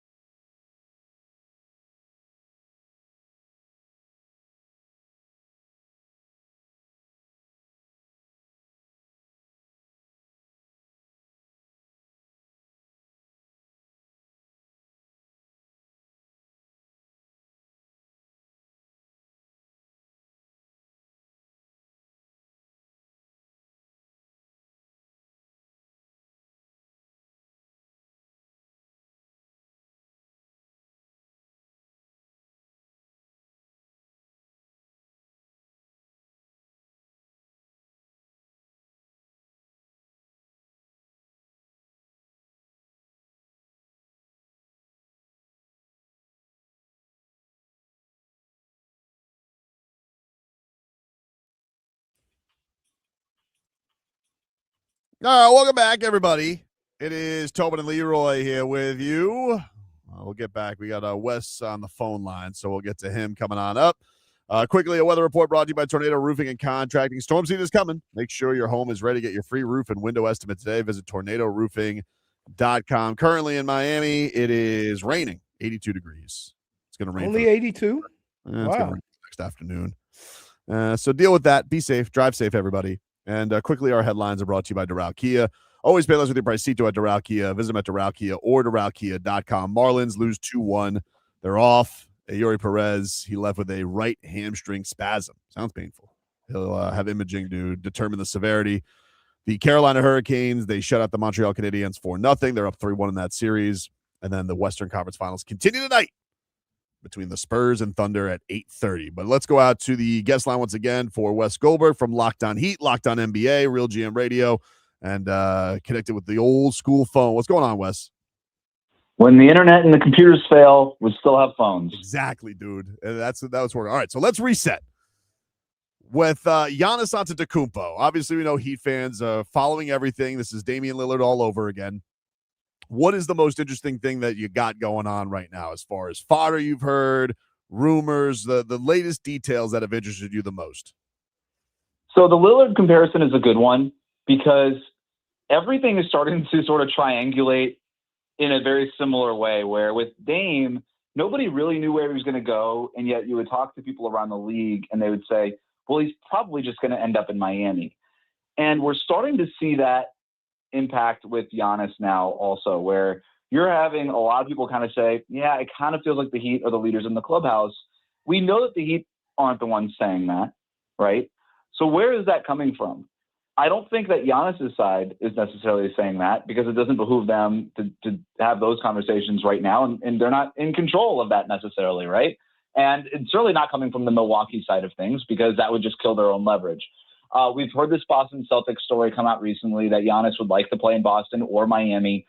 The Boston thing doesn't really pass the sniff test for me, and I think that might be Milwaukee trying to create like a smokescreen type of story, some leverage here in whatever trade negotiations that they're having with anybody, the Heat included. I don't know why the Celtics would trade Jalen Brown in a deal for Giannis when their number one star player, Jason Tatum, is coming off of that Achilles injury, re-aggravated something at the end of this playoff run. Like Jalen Brown's utility to Boston is his availability and his youth, right? Like that's why he's so valuable. Why would you double down on aging, injured stars if you're the Celtics when you're not that far away to begin with? So that never really passed. It's too wild of a swing for Brad Stevens to make, I think. So I could be wrong on that, but it just doesn't pass the sniff test to me. So I end up back to Miami, which we know that team is very desperate to make that kind of all-in move for a star. They've been interested in Giannis for years. They were the closest team to a deal in February before the Bucks pulled the plug on that. And the offer is going to look virtually the same as it did in February, same amount of draft picks, same core pieces going out. And I also think that even if the Heat don't have the best single player that they can offer Milwaukee, right? They don't have a Jalen Brown. They don't have an Evan Mobley like the Cavs do, but they're the only team that has something credible that checks every box, whether it's the young player going back, the salary that's not, that you're not super tied up into in the future, right? So you're getting the cap relief that Milwaukee's going to be wanting to look for. You're getting the young player in Khalil Ware potentially, and you're getting real draft assets back in the form of 2 or 3 first-round picks. So I think Miami's offer checks most of the boxes, and I think that's why most people keep kind of, again, triangulating back to the Miami Heat as Giannis's most likely destination at this point.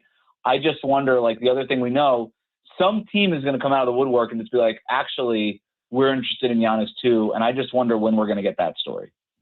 Wes, this seems like this would already be done. And we've seen this, and it just so happened to be the same players that wanted to come to Miami. Giannis wants to be a good guy in this. And so he kind of makes it worse with some of the things that he says.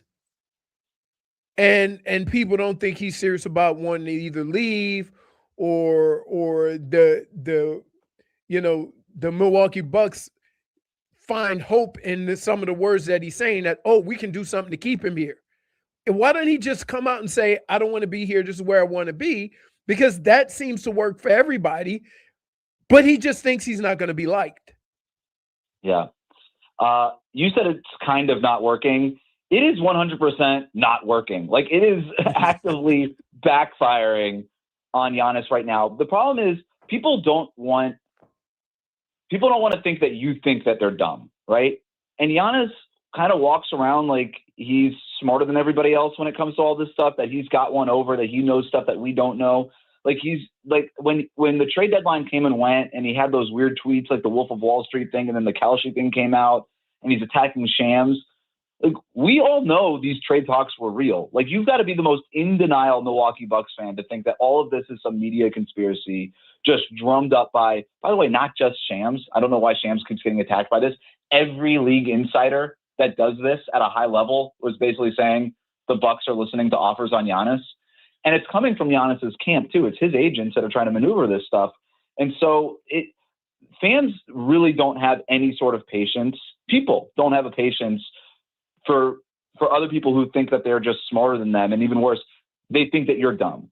And everything Giannis has done, the way that he's moved about all of this is basically saying, you're dumb. You don't really know what's happening. You're falling for fake news stuff. It's not real. When in reality, it is real. And I just don't think people have patience for that. And I do think Giannis has lost a lot of fans in the way that he's handled it. It's very similar to kind of the Dwight Howard thing when he was leaving Orlando, where it's like the will he or won't he. People don't want to just be like on the line all the time. They want to know what's going to happen here. Yeah. And if you're going to stay, stay. And if not, go. And Giannis could have handled this completely different and had all of the goodwill. Like, every Bucks fan knows, things haven't been handled awesome lately.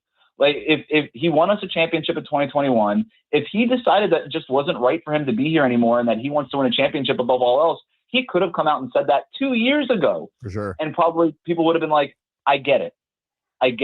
Okay, best of luck to you in your future endeavors. We're not going to be upset with you.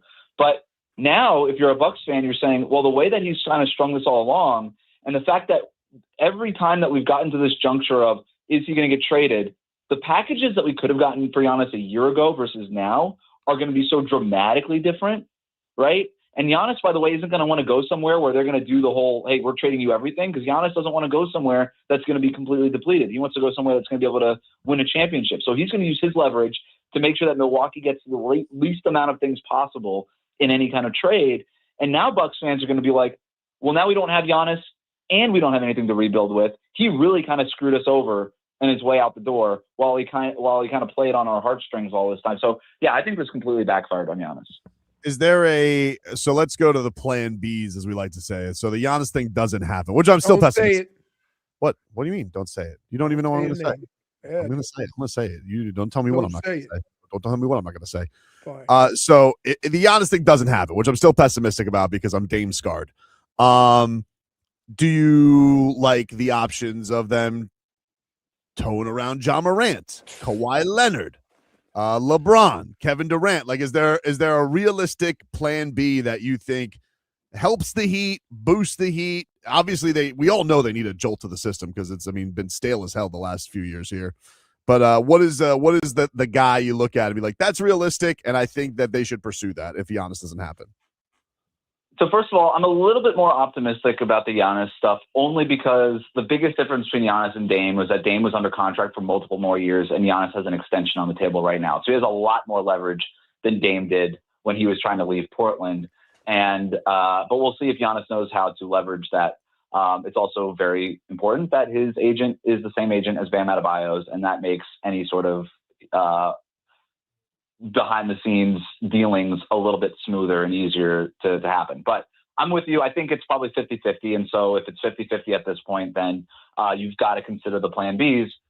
I don't necessarily know that I love any of those names that you just said. Like, the Kawhi Leonard thing, like, do we really want to be in on the Kawhi experience? It didn't work for the Clippers.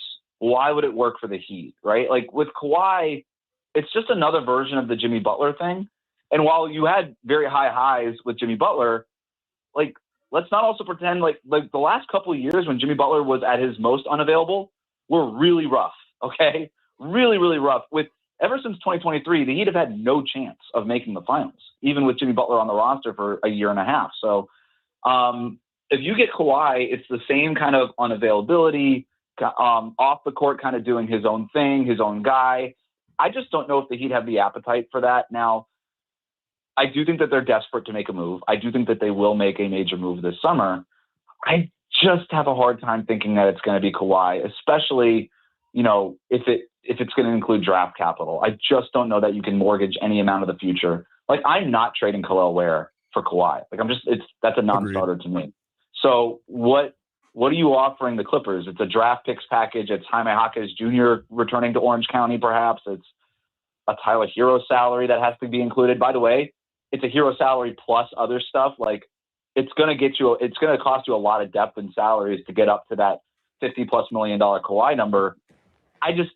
It just feels a little bit too rich and too risky. Ja Morant to me is really interesting. I think you could sit here today and say that Ja Morant is not as good of a player as Tyler Hero. Like, you can make an argument that Hero's a better player than Ja Morant. But I do think that a player like Ja Morant might have more utility to this group than Tyler Hero does at this point. Like, if you're just looking to get to have a high-level passer and playmaker that can kind of spoon-feed Bam and Khalil Ware easier shots at the basket in a way that Hero just can't because he's just limited as a playmaker. Ja Morant, people forget, like, all the things that he does as a high-flyer athlete, all these things. The guy is a genius-level passer. He's an awesome playmaker. Genius level, Leroy. You hear that? You hear that, Leroy? If you can get Ja in to run point and he's available, to me, that's the kind of swing that makes a lot more sense. Hey, he was in a bad spot in Memphis. Let's get him in here. Let's see if we can make him get more available, get him healthier. And then if that's the case, there's no question that his ceiling is a lot higher than Tyler Hero's, right? Mm-hmm. And so that's the kind of swing that maybe doesn't cost you an arm and a leg because Memphis seems very motivated to turn the page on Ja Morant. That has the upside that a desperate team is looking for without all that downside that you end up with Kawhi, where it's going to cost you just so much stuff to go get that guy probably. Okay, Wes, bless your heart. Don't. The thing that has plagued this Miami Heat team the last 3 or 4 years has been health. Mm-hmm. Why would they sign up for it again? So I disagree with that. Every team in the league is dealing with health issues. Mm-hmm. The difference is that when their healthy players are available, their healthy players are really, really good. The problem with the Heat is that they're relying on their very okay players being healthy, right? Okay. That you need, like all these stars only play 65 games anyway already. The problem isn't that Tyler Hero is only playing 55 games, is that the Miami's problem is that it's a huge issue for them when Tyler Hero only plays 55 games because they don't have anybody better. If you had Jalen Brown, just trying to, like, Boston obviously dealt with Tatum being out all year. Well, they also had Jalen Brown playing at an all-NBA level. All of a sudden, they're able to stack a bunch of wins. When Miami's players are available, they got to make sure that those players are really damn good. And the problem lately has been that they just don't have that talent. For me, I'm in talent acquisition mode first, and then you hope you get the health second. Because there's just not a lot of teams in the league that are getting healthy, elite players. Those players are really young, right? You think about a Shai Gilgeous-Alexander who plays a ton of games and all these other guys that play a ton of games. Those players also are not available, right? Unless you can go get one of those young, in their prime superstars, those players just don't move. Then you're going to be dealing with somebody who's mostly unavailable because that's just what these older players are these days. You just want, when that player is available, you want to look like an elite team. Miami's problem over the years is even when their best players were available, they still just kind of looked like an okay playoff team. Well, before we get you out of here, hold on. What? What? If I may say this, Wes, I take it back. I understand your point, and I'm not going to argue. Wow. We're in on Ja Morant now. No, I didn't say I was in on Ja Morant. It sounds like you're in. I said I understand why it would benefit the Heat to have Ja Morant. It has nothing to do with health. Wow, Wes, it has nothing to do with all that other stuff. You've been waiting for this. It has to do with he would be one of the most talented players on your team if he was on it. I'm bored now, dude. Let's get him too. Let's get him and Giannis. Let's do both. That's a team. Let's have some fun, baby. Although, have you seen Jakucionis' arms, Wes? I mean, he looks incredible.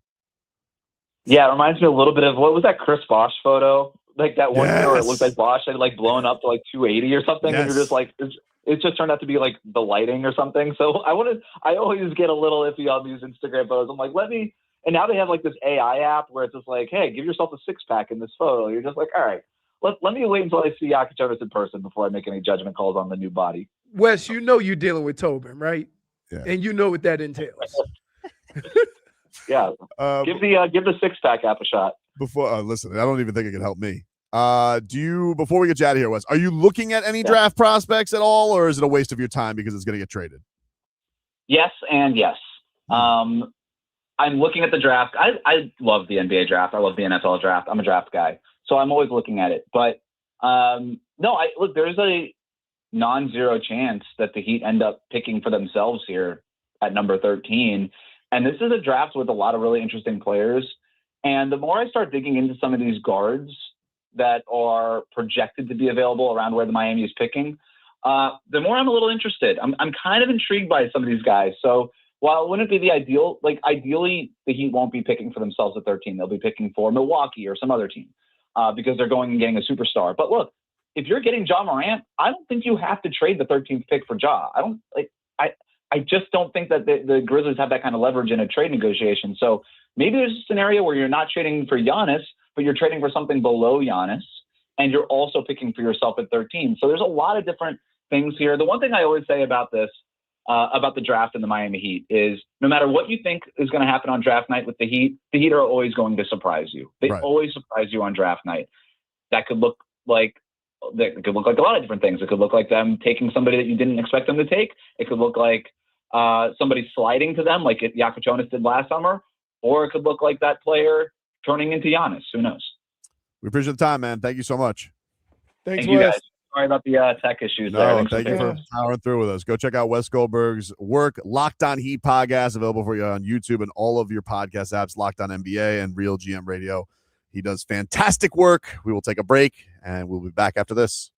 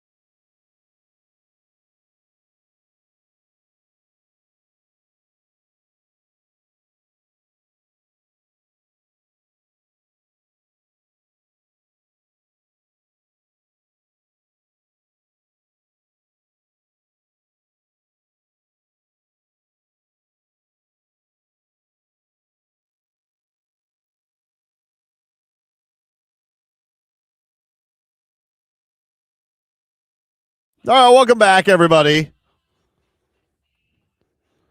Tobin and Leroy here with you on FM 104.3 WQAM. What an exciting day it is today. I really like getting my way today. This is exciting.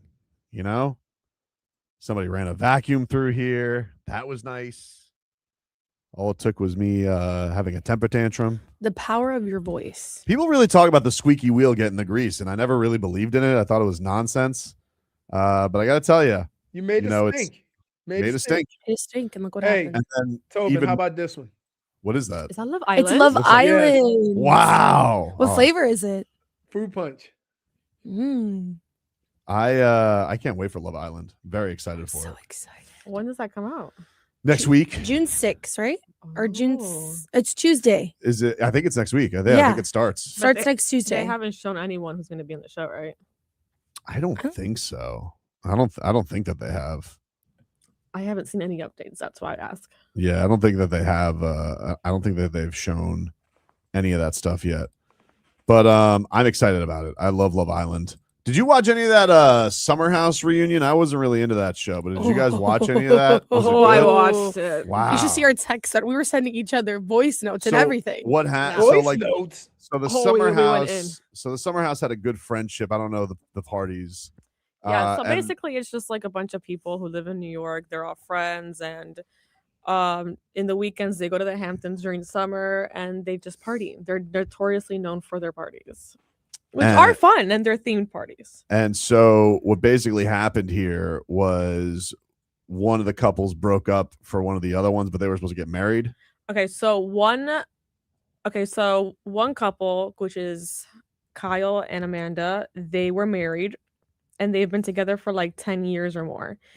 And so they decided during this past summer to live separately for a month to see if their relationship will go back to better terms. And that did not happen. What? Yeah, it was a whole mess, That doesn't Leroy. work. It was a whole mess. Like, Okay. who thinks that is It was when out. here It was when you out. go to like these islands and you go as a couple? Was Temptation Island? I don't You've know. already lost. Yeah, but this isn't like this isn't the show. The show is they're all friends who go to a house together. Yeah. And every it's single a year. shared house. Like And they've had a Vegas- lot of seasons, right? Like Yeah, they have so many seasons. that's why I can't catch up on it. I'm like, I'm already but it's behind. fun. Like I hated it in the beginning, but then I really liked it when they changed the first set of staff. Not staff, but like crew, whatever. Anyway, and then there's her best friend. Amanda's best friend is Sierra. And then Sierra, 2 summers ago, was dating and like fell really hard for West. And West, he messed it up big time. So then for the past 2 summers, he's been trying to recover that friendship. And she was really heartbroken about it. And you can see it. And she talked about it so many times. And Amanda was trying to be there, trying to be her best friend, trying to mend her through everything. And then Amanda goes and hooks up with West. Wow. Wow. So how did the True reunion friend. go? Oh my goodness. You know what? Team Sierra always. She Team went Sierra. in on Amanda. And Amanda was rolling her eyes. Like, did you expect that she was going to forgive you and like go easy on you during this reunion? Absolutely not. You're going to have to hear her because she Is had she to still with Wes? since any of this happened. Yes. You know what? Right before the reunion started, they flew to Italy. Yeah, they're in Out Europe of right the now. country to not have to deal with this. And yet there's pictures coming out of They them went on to their Italy to phones. avoid the paparazzi? To avoid like because they aired finally the reunion, and the day before it aired, they're literally caught going to Europe together just to escape America. But little did they know, people still have phones in Italy, sweetheart. People are still going to send and harass you. Don't fret. It's to Betsey. Oh my gosh. It's really bad. Wow. It's so bad. And then West was just sitting there, not defending their relationship or anything. You just sat there like a bump on a log, He huh? stayed there quiet. And then Sierra was going in on Amanda, and Amanda had really ridiculous comebacks, like trying to defend herself like, and why she did what she did. My favorite was her saying, I didn't have a choice. I didn't have a choice. You have a choice. Of course you have a choice. It's called free will, sweetheart. Wow. So the heart wanted what it wanted. That was her argument. That was her argument. Wow. Like, no, But it how is you the gonna console argument. your friend Right. and then go. And it's so hard to watch because all of this happened during this the season this past summer. Like it's happening in real time, and then you're just watching Sierra trying to mend her relationship with West. And you already know what happened. I already know what happens. And mind you, you can see Amanda switching. Snake. You can see her kind of like being flirty But and I all can really kinda, close to West. to be honest with you, I can see from Amanda's perspective the heart wanting what it wants, because it's kind of like me and Ja Morant, you know? Tobin. Like, I just want to be honest with you. That's kind of what it's like with me. It's like, you're probably right. It's probably toxic. It's probably not what's best for me.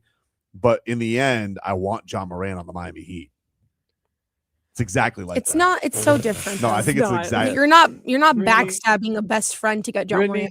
Take it from me. Backstabbing Leroy, who's He's somehow on backstabbing board now. Yeah, Leroy's on board now, so you're not allowed to criticize. Listen. I didn't say I was on board. I just understood the argument. No, not your argument. Why not? I understood his argument. Dade South Because- says Tobin's been saying the same thing, except his reasoning was dunks. And that's right. That's what I'm saying. Like, but Wes and I are saying the same thing. No, Mine you're was not. Morant dunks, and he's saying that's need not more exciting players. Okay. Stop. See, I love the way you try to get respectability by jumping in on West takes. Don't call me a respectability remora fish. I'm not that. There's a name for that? I think there is now. No. There is now. I'm telling you. So, like the way he put it out there to explain, okay, yeah, the problems you have with injuries are, true. He said, but the problem he has is when those guys are back there and as good as Ja. So would you rather have 50 games of Ja or 50 games of Tyler Hero and that combination of players? There. Interesting. So, like, is Sierra the big winner here? Who's she with? Oh, you know what? You're gonna see her on Love Island. Really? Yeah, she's gonna be she's the next Ariana Madix for sure. Is she really going to be the next Ariana Madix? Well, she's gonna be the host of the After Sun. Yeah. Oh, yeah, good. It's time to get rid of that Maura Higgins. She's been, hanging on for too long. Milking Enough it? of her. Milking it? Yeah, fanny flutters. We get it, dude. Enough. You've run that bit to the ground. All right, it's time to move on. I'm glad they're getting somebody new. I'm so glad it's Sierra too. I know. She's such an icon. Good for her. I like how Love Island has just been like, you've been scorned publicly. Yeah. You're the host of Love Island now. And I love that. It's either that or you're on Dancing with the Stars and somehow you end up on Roxy. So my question is, after all this happens, do they all still do the show together? Well, I saw yesterday that they posted that shows returning this summer is Summer House. But I doubt that Sierra is going to be fully involved. Listen, and especially Amanda. Trust me, as somebody who's a big fan of Secret Lives of Mormon Wives, they always take the bag to come back. No matter how much. That's what I'm. Yeah, they always. But she's getting so much attention, though. She's basically becoming Whitney, where she's leaving Mormon Wives because she has so much things to do. Whitney will be back. They all eventually. She's on Broadway. She's on Broadway. Cool. Yeah, she's gonna be back on Utah Way soon. Oh, you said Utah normal. I'm Thank so proud goodness. of you. So proud of you. You only got me on a weak moment because I was excited about Leroy agreeing with me on Ja Morant. I didn't agree with you. I agree with Wes. No, you agree with me. You I agree. don't agree with you. We'll take a break. When we come back, we'll play a little Goosies. No Goosies. That's next.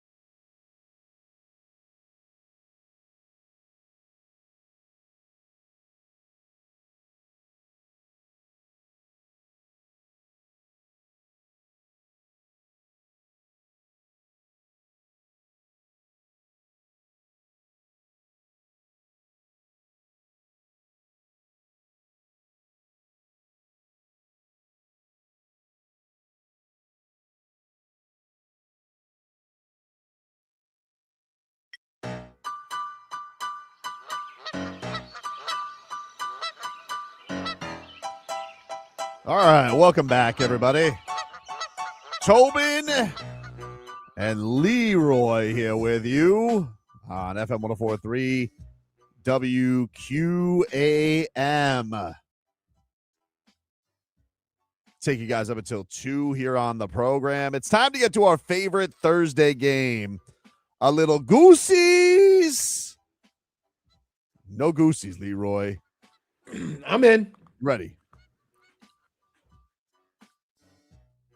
I'm so confused. Are you okay? I said I'm in. He's in. We didn't hear you. Really? Yeah. It is your fault because you're unmuted. I don't know who to put this on. I have not done -1 for technological snafu. Not me. It wasn't me. I just put it out It's not, there. I didn't touch nothing. Whoever wants to pick it up can put it on there. Brittany. It's not Brittany. SDI is saying Leroy was hurt on the stream, so I don't know. Take it back. -1 Jennifer. How was that my fault? You couldn't hear it, for but they deflecting. could hear it on the stream. Mm-hmm. Not my problem. What do we got today for Goosies? No Goosies. Jennifer. We have man's man, Oh, man's man. Zach Sieler, His word is oak. saying the second year Jordan Phillips is squatting too much. I think one of the first things he got in trouble for was squatting too much. So he's worked his tail off this offseason. To see his growth from last year to this year has been incredible. His confidence on the field, his knowledge, and just you can tell the game's starting to click for him more and more. You can see that at the end of last season and how well he played the run and all that stuff. So to keep working with him, KG, Zeke, all those guys have been awesome. So it's been exciting. Well, I got the Goosies because I need that defensive line to be good. They drafted all those guys. They had pretty impressive first years. Honestly, I think the guys who were drafted later probably impressed more than the first round pick. So if they're all looking good, that's good for the Dolphins defense. So I got the Goosies. I'm happy about that. I got the Goosies. I mean, it's just another reason why, even though they have a lot of young players, give them time to grow, get better, get stronger, and then evaluate them. Don't evaluate them just about how they look on paper. Jennifer, you got the Goosies? I do have the Goosies. Goosies. What? I had turned it off because I was coughing. -1 for technological snafu. Oh my goodness. You're snafooing all over the place today, dude. Yeah. Relentless. Oh! You're a snafooer. Oh! You an owl? JFig's a murderer. Brittany, you got the Goosies? Yeah, I got the Goosies. I need good defenders. I need. She gave me no Goosies. Wow. Oh, I'm sorry. My bad. What that means. You know, here it comes. -1 for lashing out. Finger slipped. Finger slipped. Finger slipped. Yeah. I don't believe you. What's number 2, Jennifer? Jonah Savaiinaea is excited to be back on his natural side of the line. Here is Big Jonah. It's been going good. You know, it's always good to obviously move to your original spot, you know, when you play for a long time. But my mentality don't change when it comes to this team. You know, it's always what's best for the team. And as far as comfortability, you know, there's always room for improvement, even though I'm back at the right side, you know. And that comes with, you know, being a year 2 player, you know, being able to play a full season last year, you know, that kind of builds my confidence going into this year, you know, and I'm excited, man. I'm excited to work, and I'm excited to be here with my brothers. Look, you know what they say. The best ability is accountability. And it sounds like Jonah Savaiinaea, accountable but excited. Ergo, I got the Goosies. I'm happy for him. Goosies. Wait, anybody check on Krispy Kreme's weight? Is he below 400? That's not nice, dude. That's not nice. That's why he's laughing. That's not Of course. nice. It's my Anytime there's a shaming involved, that's you. He has That's to say terrible. Is Oh it? wait, when the Leroy stuff comes across the airwaves, you guys tend to laugh, especially you, I don't laugh at people's Jennifer. weight. I don't laugh at people's weight. What do you laugh at your toes? Maybe. I hate those. I don't like looking at them.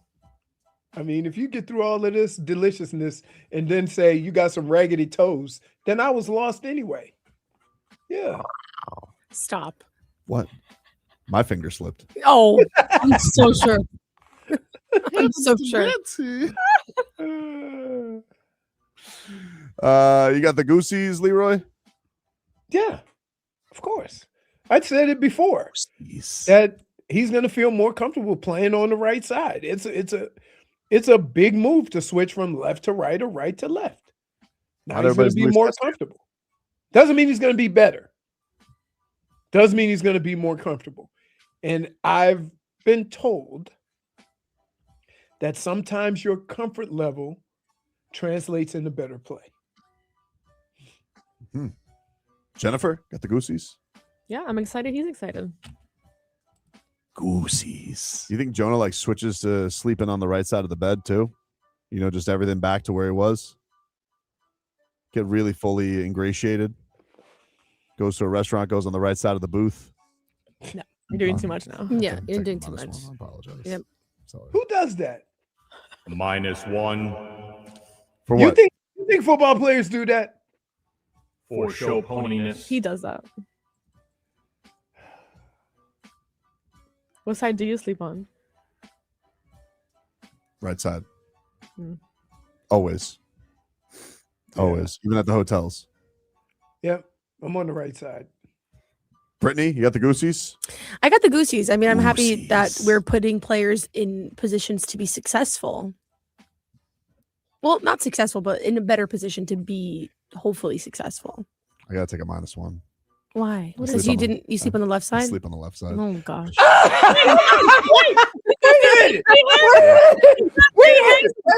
He shifted. He wanted to Wait. Question. He stared off into space just to figure out where he's. Oh, wait. He didn't want to do this, but he Oh, wait. shifted his Can I- chair. Can I say something? So do I. Because- no, wait. Can I just myself? Wait, are we looking at the bed or are we laying in You're the bed? always looking at the bed. You're always. Or if looking you're at- looking at the bed, sleep I'm on the left right side. side. No, but the side that I'm on the left side. Because if my left is pointing out on the bed, my Yeah, right's on. so you're doing the same thing I am. Yeah, So I'm on the left side too, but if you're facing the bed, I'm on the right side. I apologize. I just wanted to be accountable in case anybody ever was in my bedroom. Yeah. Wait, Wait, hold could have on. kept the secret going. We almost had a sneak peek. Why does this keep happening? We that need to have, like, camera's a- going, wow, she's got some big teeth. We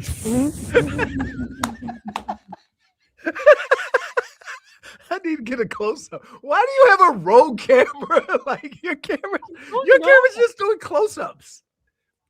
I mean, oh man. it's just like being close to me. So Tobin, were you looking at? So Yeah. no, And I was then visualizing when you said, looking at us, and I was like, right. Oh no. When I'm there, it's the left side. right. Yeah, my bad. I And apologize. then I just start thinking about it, and I'm like, damn, I did the same thing. but then I clarified, because if you're looking at the bed and you're standing at the foot of the bed looking at the bed, I'm on the right. If you're in the bed, I'm on the left. So that's why I clarified. What's number 3, Jennifer? Well, before I move on, I had said we almost had a sneak peek because you sent us that picture. Stop doing your fingers like that. Your camera's out of line right now. Hey, what am I doing? No. Maybe pinch. We're so hungry. Maybe pinch.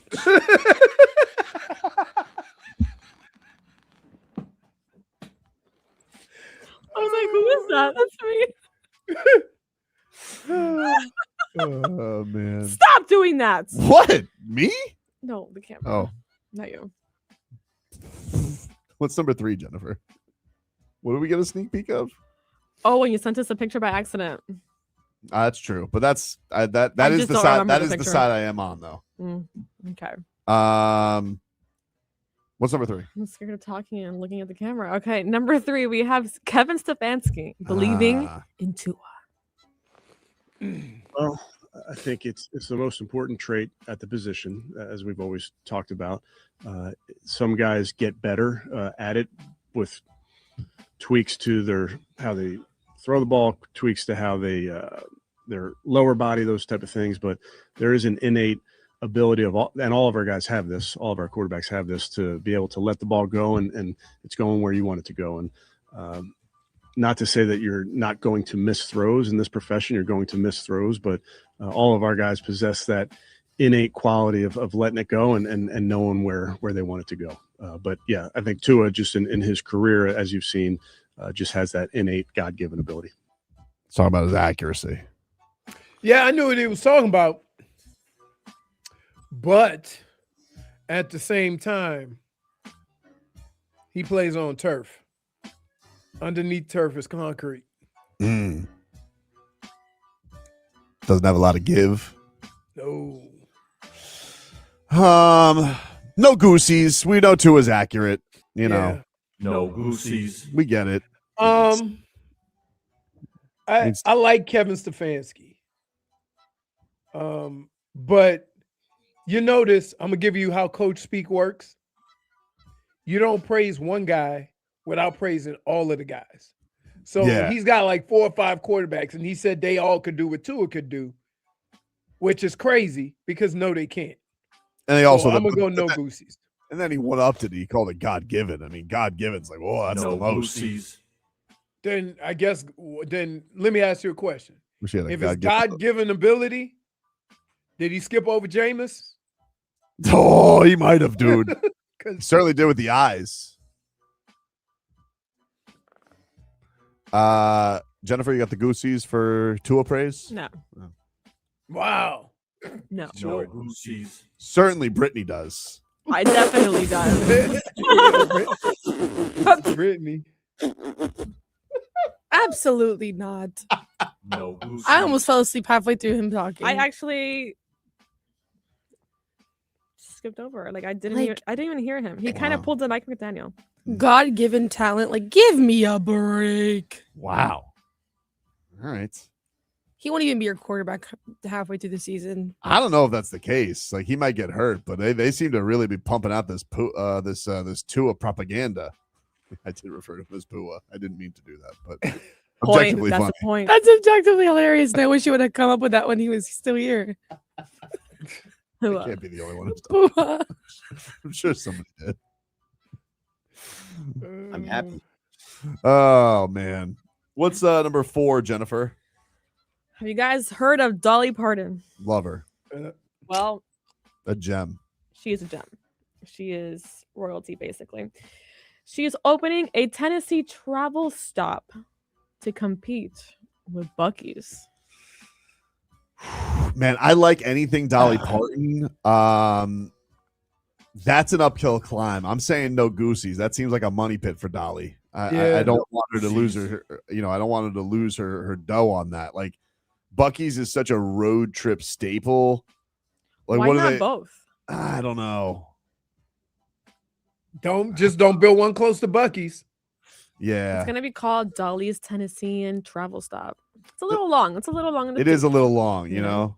But she's already got Dollywood. She can't do that for everything, right? It's a great name, though. It is a great name.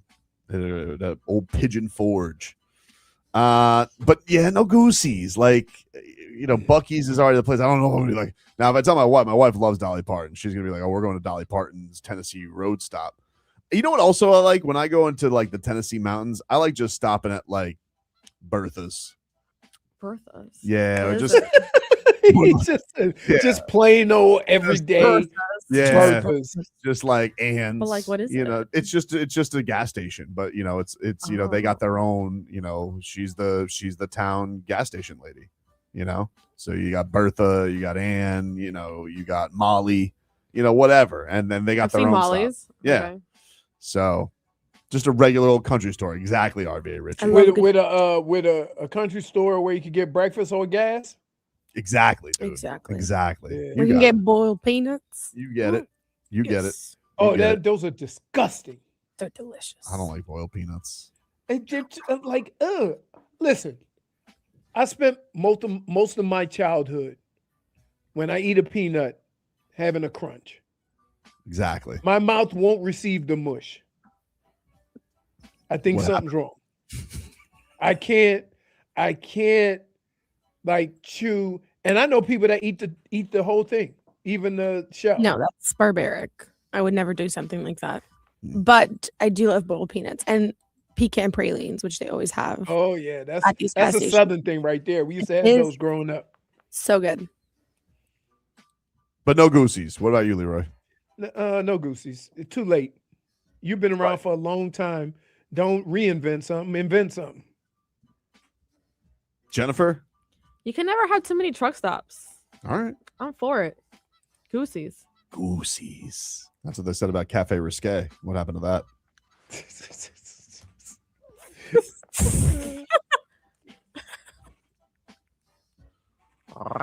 Stop making it weird. No. Brittany? You know, I have the Goosies because I'm about to say something that's probably going to get you guys to hate me, but that's fine. When I went to... What'd you say? Careful. Yeah, I'm nervous. When I went to Buc-ee's, I have to say I was not impressed. Really? What? That's Why? interesting. Why? I just was not impressed. I'm also like, as I've shared a lot on the show, I don't eat like meat. So the fact that they had like all these brisket sandwiches and pulled pork sandwiches and stuff, like it just grossed me out. What about the And fudge?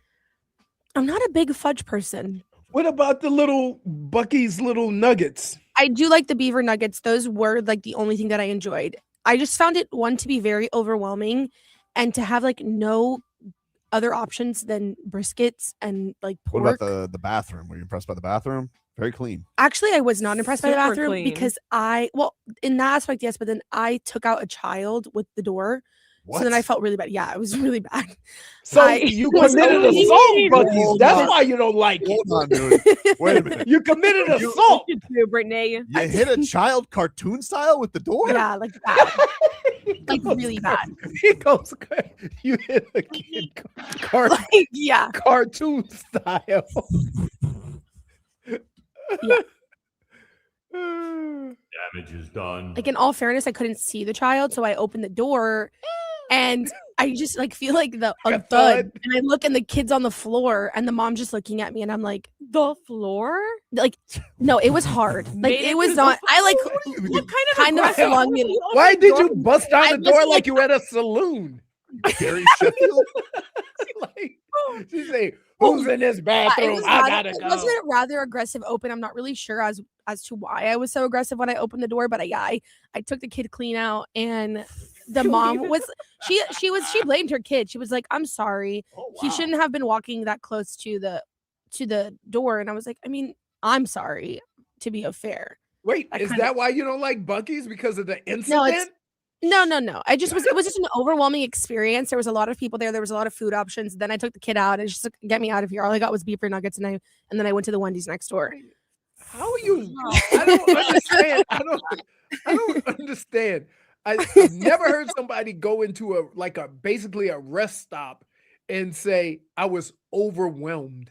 Daisy May should have been looking It where is a she little- was going. It's a little overwhelming. It for was sure. incredibly I know it's massive, but like the second you even turn into Buc-ee's, there's like no direction on like going to get gas, and then there's like people. There was so many people walking around, and there's people trying to park, and everyone's just going crazy directions. And then you go inside. This is my experience. Yeah. Then you go inside, and there's just so much going on, and then everyone's like, it's massive, going full Yeah. speed in front of you, and you're kind of like, what is going on? It's a And lot. it was like one of my first times being there, so I was kind of shocked. Yeah, it was a lot. So I only walked out with beaver nuggets. And they were delicious, but that's it. That's all I get. I walked out with beaver nuggets and trauma, so it was fine. So I'm. You didn't get trauma. What about the kid you took out? I thought you guys. That I kid felt left with bad. trauma. I He said, felt "Let's bad. go to Buc-ee." No, I don't want to go to Buc-ee. That lady took me out. Remember when that lady hit me with the door? Somebody said on Twitter, somebody said they show a picture with a kid with a big knot on their head, like The kid years was, later. on the floor, and I was just like, so yeah. Oh, that kid looks like Tua on the ground. The kid took a hit better than Tua has. That's for sure. He didn't even cry. Like he didn't even cry or anything. He was fine. Got to send him over to the blue tent. At Buc-ee's. At Buc-ee's, the blue tent. And then Buc-ee came out. What? Yes. Buc-ee came out? Yes, while I was there, Buc-ee came out. So does that mean that there were 6 more weeks I, of you guys, I spring? swear on everything I have. I'm so confused. It's Exactly. overwhelming. Now you understand my dilemma with Buc-ee's. So it was 6 more weeks of winter? What? Like, what? I'm like, say, He's a beaver. Buc-ee, I don't, huh? He's a beaver, not a groundhog. Well, I don't care. I was like, Buc-ee, I didn't come here for the shenanigans. I came here for your nuggets, and I'm out. And then everybody's like, Buc-ee, we want to take a picture. I was like, actually, get me out of this place right now. Like, What does he this do is when he comes traumatizing. out? Well, he was just being silly. Like, they were taking videos of him. He was taking pictures of people. Now The kids I were- understand, Brittany. You and were kids trying to started hit and dying. run. Yeah, You were trying to hurry up and leave the scene of the crime. Where is she going? No. I apologize. I literally was. I'm so sorry that I did that to your Buc-ee child. comes out, he shakes his ass and gives you brisket. No, that's exactly what he was doing. I think he was handing out beaver nugget samples. All right. Well, we gotta take a break. Who thought this was going to end with a Buc-ee's comment? A story.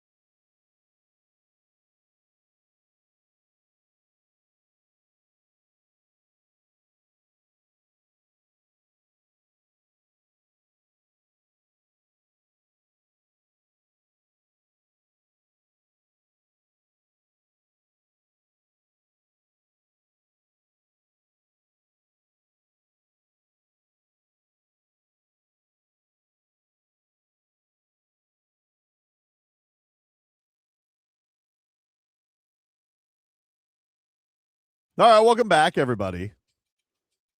Tobin and Leroy here with you on FM 104.3 WQAM.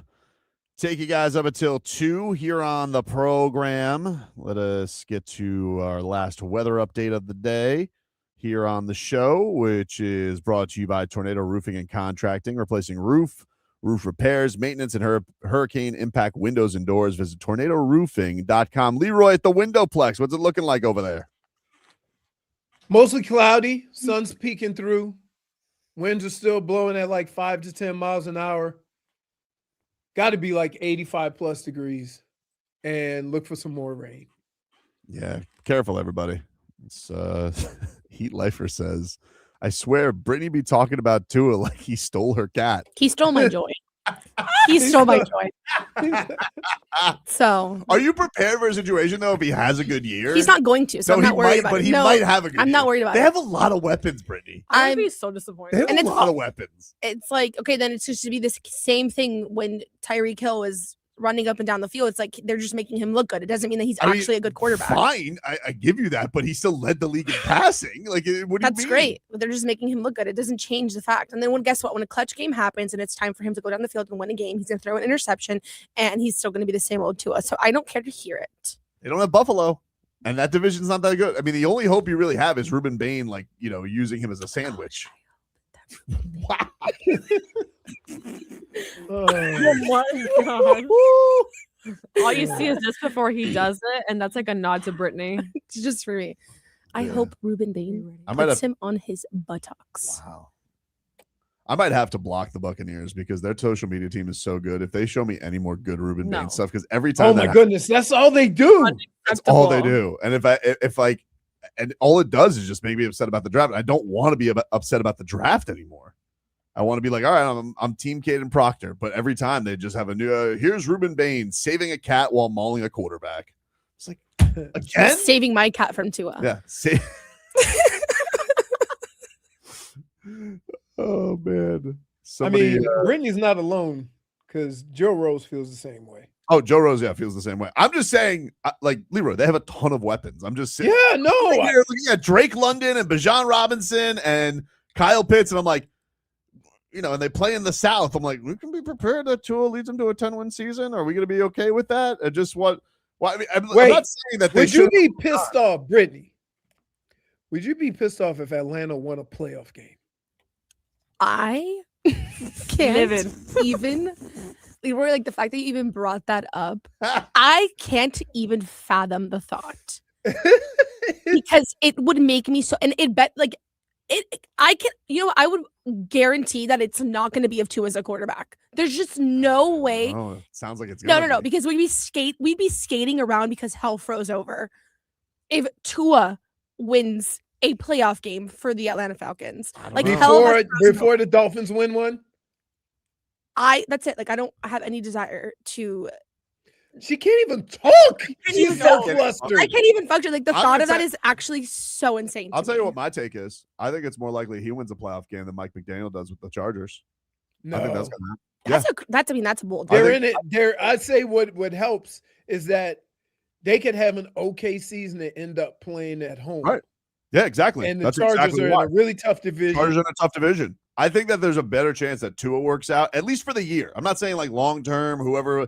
I'm just saying for this year, I think there's a better chance that Tua works out than Mike McDaniel does with the Chargers. I do. I don't think Mike McDaniel's that good. Is that simple? Oh, is that simply because of where they play though? Yeah, it has a factor in it. Okay, it has a factor in it. I got you. But I'm allowed to do that. That's what the factors are. Yeah. If Tua played in the West, then I would feel different, but he doesn't.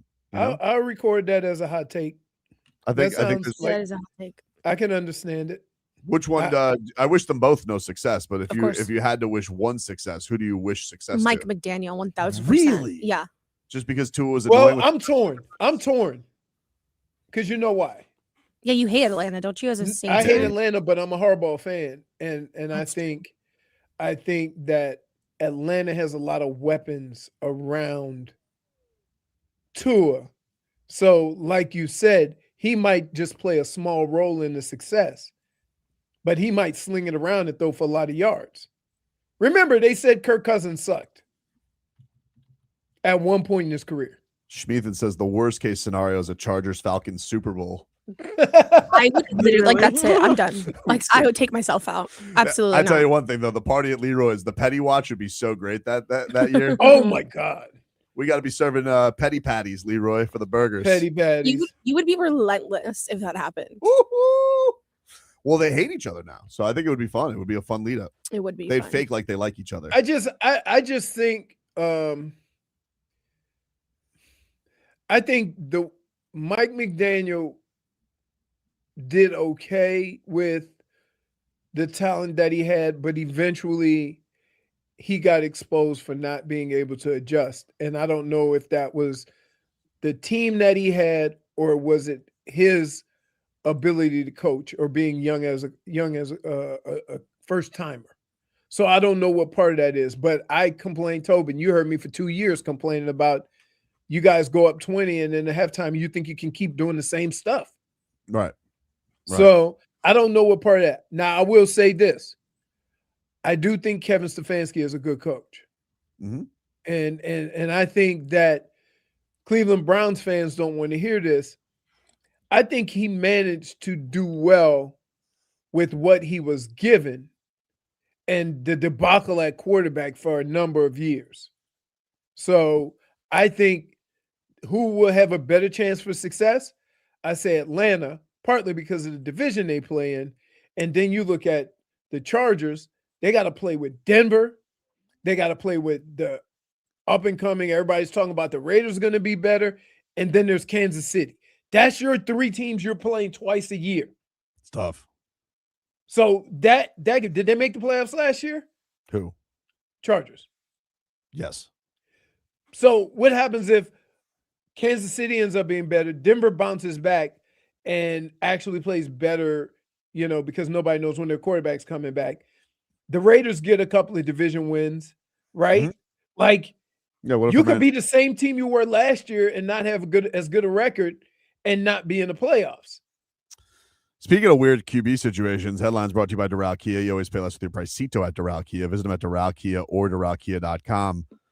In Minnesota, you have Kyler Murray and JJ McCarthy. Did you guys see this? Everybody's liking Kyler Murray. Yeah, Kyler Murray comes out and he's like, hey, what's it like with JJ McCarthy? And then this is what Kyler Murray had to say on that. Kyler, could you describe your relationship with JJ to this point? It's been great. Obviously, I know he's a younger guy, so any way I can help him, obviously, I feel like, I've played 7 years now, going on 8. So I'm considered a veteran, even though I don't see myself as that. Give him any knowledge that he needs. Again, we're both competitors, and I know, we both want what's best for the team. Has he been receptive to hearing criticism? Of course. Yeah, he's overly acceptive, and he's always communicating, asking questions, stuff like that. So it's been good. All right, good, great QB answer, nice, PC. Now, JJ McCarthy, what do you think about the relationship between you and Kyler Murray? What's your relationship been like with Kyler so far? It's just like two guys in a classroom. He sits on one side, I sit on the other side, and it's the coach's responsibility to teach us and coach us. So, is there any awkwardness like between you two? Awkwardness, it's just like the same feeling, when you're in high school and there's another person on the other side of the room. That's just kind of how it is. So I wouldn't say there's any awkwardness. While being extremely awkward. Wow. Wow. Could it be any more awkward? That's really bad. I mean, because wait, Kyler Murray made it sound like they were bringing each other juice. I know, right? and JJ McCarthy said they wasn't even sitting next to each other. Across from the like, wait, how big is the room? Yeah, you know what's crazy? And here's where you have to be comfortable with who you are. Me and Robert sat next to each other for 5 years. From day one. And never, I am with Robert. We never had a problem. But why has JJ McCarthy had such a hard time? Like, he was a champion quarterback. Why has it been so weird for him over there? Can I just tell you why? Yeah. Let me tell you why. Look at his coach. The O'Connell fella? No. Oh, Harbaugh. Harbaugh. Yeah. Everything about Harbaugh says he's good, but he's a little quirky. Like, yeah. That's So, weird. like, did you see him tuck his sweatshirt into his khakis? Yeah, it's weird. That's his coach. He's offering to give his quarterback a ride to the airport, which is hilarious. Right. So he was around that guy for 3 years. What do you think that's going to look like? The idea of like Kyler Murray's like, what's the play? And Jim McCarthy's, what's the play here? Talking under his breath. He's like, what was that, JJ? Nothing. So mature. It's not mature at all. I mean, we're just two guys in a room and we exist. He's the kid that I bullied in high school, actually. Wow, jeez, Brittany. I'm saying that's what Out here JJ bullying McCarthy is thinking. kids. Hey, that's what I'm saying is what JJ McCarthy is thinking. He's like, actually, I made fun of him for his height in high school. Like, it sounds like after this, we've learned you hit a kid with a door. And you bully kids. Yeah, you might have given somebody an atomic I wedgie in high school. didn't. No, I would never do such Did a you give thing. somebody a swirly? I would never do such a thing. I mean, Brittany, you're a little more cutthroat than I thought. Like, first of all, who goes into the bathroom that aggressive? Brittany Incognito. Here.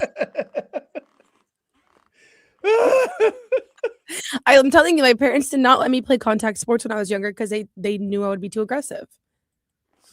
I guess so. man. They made you a dancer. So they made me a dancer. I've seen some of those damn dance shows. They're very aggressive.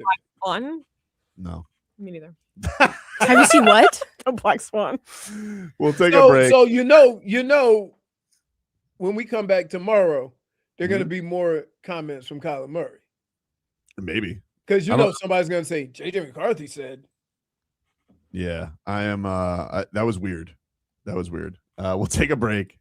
Back after this.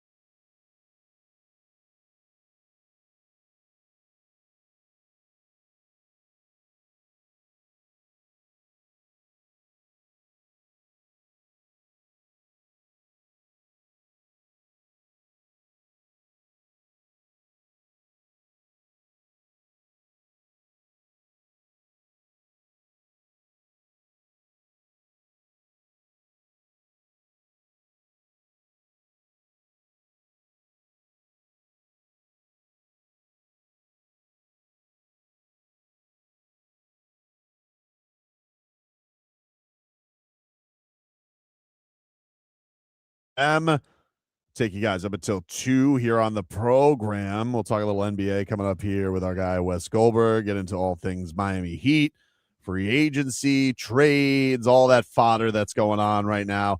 But while it's cigar lovers out there know that we got a chance for you to win sold-out VIP tickets to Drew Estate's Florida Barn Smoker this November. Throughout the day, you'll enjoy premium and VIP cigars, curated food and beverage experiences, food trucks, drinks, and more. To enter the contest, text the word Barn Smoker to 20357. Text Barn Smoker to 20357. You must be 21 plus to enter and attend.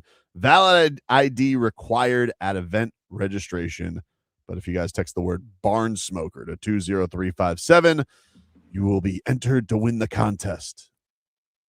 Tonight, we got Western Conference Finals, Game 6 between the Spurs and Thunder. That's tonight at 8:30. So be on the lookout for that. And the Spurs currently 3.5-point favorites tonight. Leroy thinks it's over. Thinks the Thunder win this thing. And then we got a Thunder Knicks championship series coming on up. So be on the lookout for that. And excited for it. As far as the fodder is concerned right now, Giannis, they're doing this whole thing. And then now I'm seeing Chris Haynes today says he's going to drop. There's a mystery team. Now the offseason starts. When you got mystery team, you got an offseason. That's an offseason, dude. When you got a mystery team involved. He's like, I haven't heard about Boston, but let me tell you something. I got a mystery team. I'm like, ooh, do tell. Wimby going for 30 or 40 burger tonight, huh? Jay Gatto, think so. Got a hard time believing he has 2 stinkers in a row. I mean, maybe the other team has something to do with that.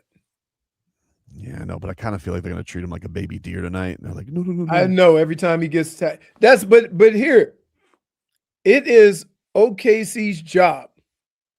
If they're going to play that physical and aggressive, you don't stop unless the officials stop you. No bell. And they haven't stopped. Right. They haven't stopped. So if they should happen to call it a little bit tighter tonight, then I want to see how OKC responds, because one of the things that they do is they play whatever kind of game you want to play. We'll see. Black Swan is JFig's birder alias. I mean, that is the Goth Swan. I guess. I probably should watch it. JFig's a birderer. It's a very disturbing film, but I will say the ballet is beautiful. Sounds like my kind of movie. Yeah, I think you would like is it, there actually. murder in this movie? It's as close as you can get to it. Wow. It's like a body horror, I would say. What the hell does that mean? I don't really know how to explain it other than body horror. Okay, fair enough. Sorry. No, it's okay. Let's try to come up with something. No need to reach on it. There's no need for that. Tell you one thing that's not a body horror, though. Kasparas Jakucionis. Are you serious with this guy right now? Incredible. Wow. You're not a real person. What do you mean, dude? I mean, telling you. He's turned 20 tomorrow. Happy birthday to him. You're making this so weird. Why? The way you're heavens to Betsey. Yeah. Also, I love the way you wrote it down on the Yeah, it's the way that you wrote it down on the rundown that really took me out. The thing is, I can hear it. Okay. It's literally Kasparas Jakucionis' arms, ... Heavens to Betsey. You seen this though, dude? I just feel like when he saw the picture, he went, wow. Look at some wind knocked out of him. Kind of like you guys went with the boxer. Hey, yeah, why are we bringing these things up? We do not bring these things up, especially when you were on the same boat. Do we have to? We have a photo of you. Stop bringing it up. Stop judging Leroy. Just stop denying it. Leroy thought he was dreamy, and so did you. I never said I was he paying wasn't. attention to the guests. You were I enamored. woke up. You were enamored. I've never seen you look at a guest like that. Made him comfortable. He ended up winning the championship. Yeah. On a torn knee. How long is he going to be out? A year? Probably. Yeah, that's no bueno. Crazy. You're a little floozy. Tobin's got those wandering eyes going from Jović to Kaz. I don't have wandering eyes. I can root for both. They're both of the Heat. Your eyes go everywhere. That's To not so fair. many players. All right, Amanda, chill. So many Calm players. down. Not fair. I mean, I'm not Amanda. I could root for anybody on the Heat. It'd be one thing if I was rooting for like another Lithuanian on another team. They both play for the Heat. That means I'm allowed to. I'm like a Mormon, you know. And Sierra and Amanda were on the same show, and so was Wes with the husband too. They're all on the same show, in the same house. She broke bro code, or girl bro code. Are you not doing the same? Both. How am I doing different? I can root for Jović and I can root for Jakucionis. Exactly. How are you doing different? You're not. I am doing different because this is all positivity in the right same direction. Like we're all married to the idea of the Heat being better. You even said that Jović was jealous. He is jealous. No, but that's You're just forming some kind of weird like beef between them because of jealousy. no way. I think so. I'm not. I would never form a beef. I don't think they're beefing at all. I think that Jović just is like, this sucks. If I was 6'5", I'd get to play the way I want to play, which is how Jakucionis plays. But unfortunately, I was 6'11". You have so him I here got to like rebound. looking in the mirror, just slouching, like, oh, I wish I was shorter. I do. Tobin said that I should be shorter. Every time he was young lad, he tried to duck. He was like, look, Mama, I'm so short. I'm like, here he goes again. You can't fake it. By the way, Leroy, we added a grandma to this. Did we? He wasn't here for that? No, he was not wasn't. here That was for last Friday. No. Somebody asked if I could add Grandma It was me. Jović to the. They said she sounds like a chain smoker. He never wanted to go too big and tall. Was it big and tall by the time he was out of kindergarten? He was weird kid. Couldn't even fit legs on their desk. She smoked cigarettes without the filter.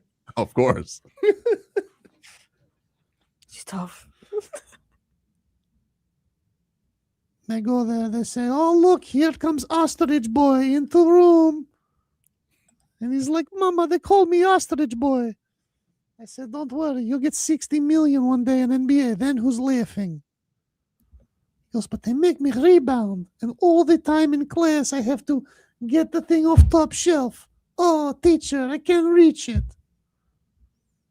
I'll tell her. I said, get your own stool. Sassy. My baby boy he's not here to reach things for you. He's not a reacher. But but you know what they say, baby? No rebounds, no rings. Mama, I already hear that from Pat Riley all time. And when do you get rebounds? Because you have no rings. Boxed in. You've been boxed in. Imaginary boxing. More The like reacher. box out. That head is way too big for that body. Wait, stop, because I Agreed. have 2 more visuals for you. Actually, 3. 3? Yeah, here's one. That was They're me this working morning. overtime. This is you this morning. Apparently, you work at a rock station. Now, as does well. that vacuum work? That one looks like it yeah, works. it looks that's an old school vacuum. Definitely still works. and not dusty. That does look like a rock station though. Big coming up at you. We got Heat Takes and Led Zeppelin getting the let out right here. Hey, that's what we had today. Wow, wow, wow, wow, wow. Wow, wow, wow, wow, wow. I mean, that doesn't look anything That like doesn't me. look anything like him either. It looks like You look like you're it looks like somebody 80 just years old there. strictly stole Jovic's nose in that Photoshop. That's it. It looks like Just if the Tyler nose. Hero and Jović had a baby, is what that looks like. Kind of. Ugh, don't get me started on him. What about this one? Don't get you started on this one. Oh, Adam Silver? No, he can kiss my ass. Ooh. Sick of him. Oh, Bye, wow. Leroy. Oh, wow. I think you just want to make room for Wes Goldberg. Clearly. Probably. All right. We'll talk a little NBA trade fodder with Locked On Heat's Wes Goldberg. He comes up next.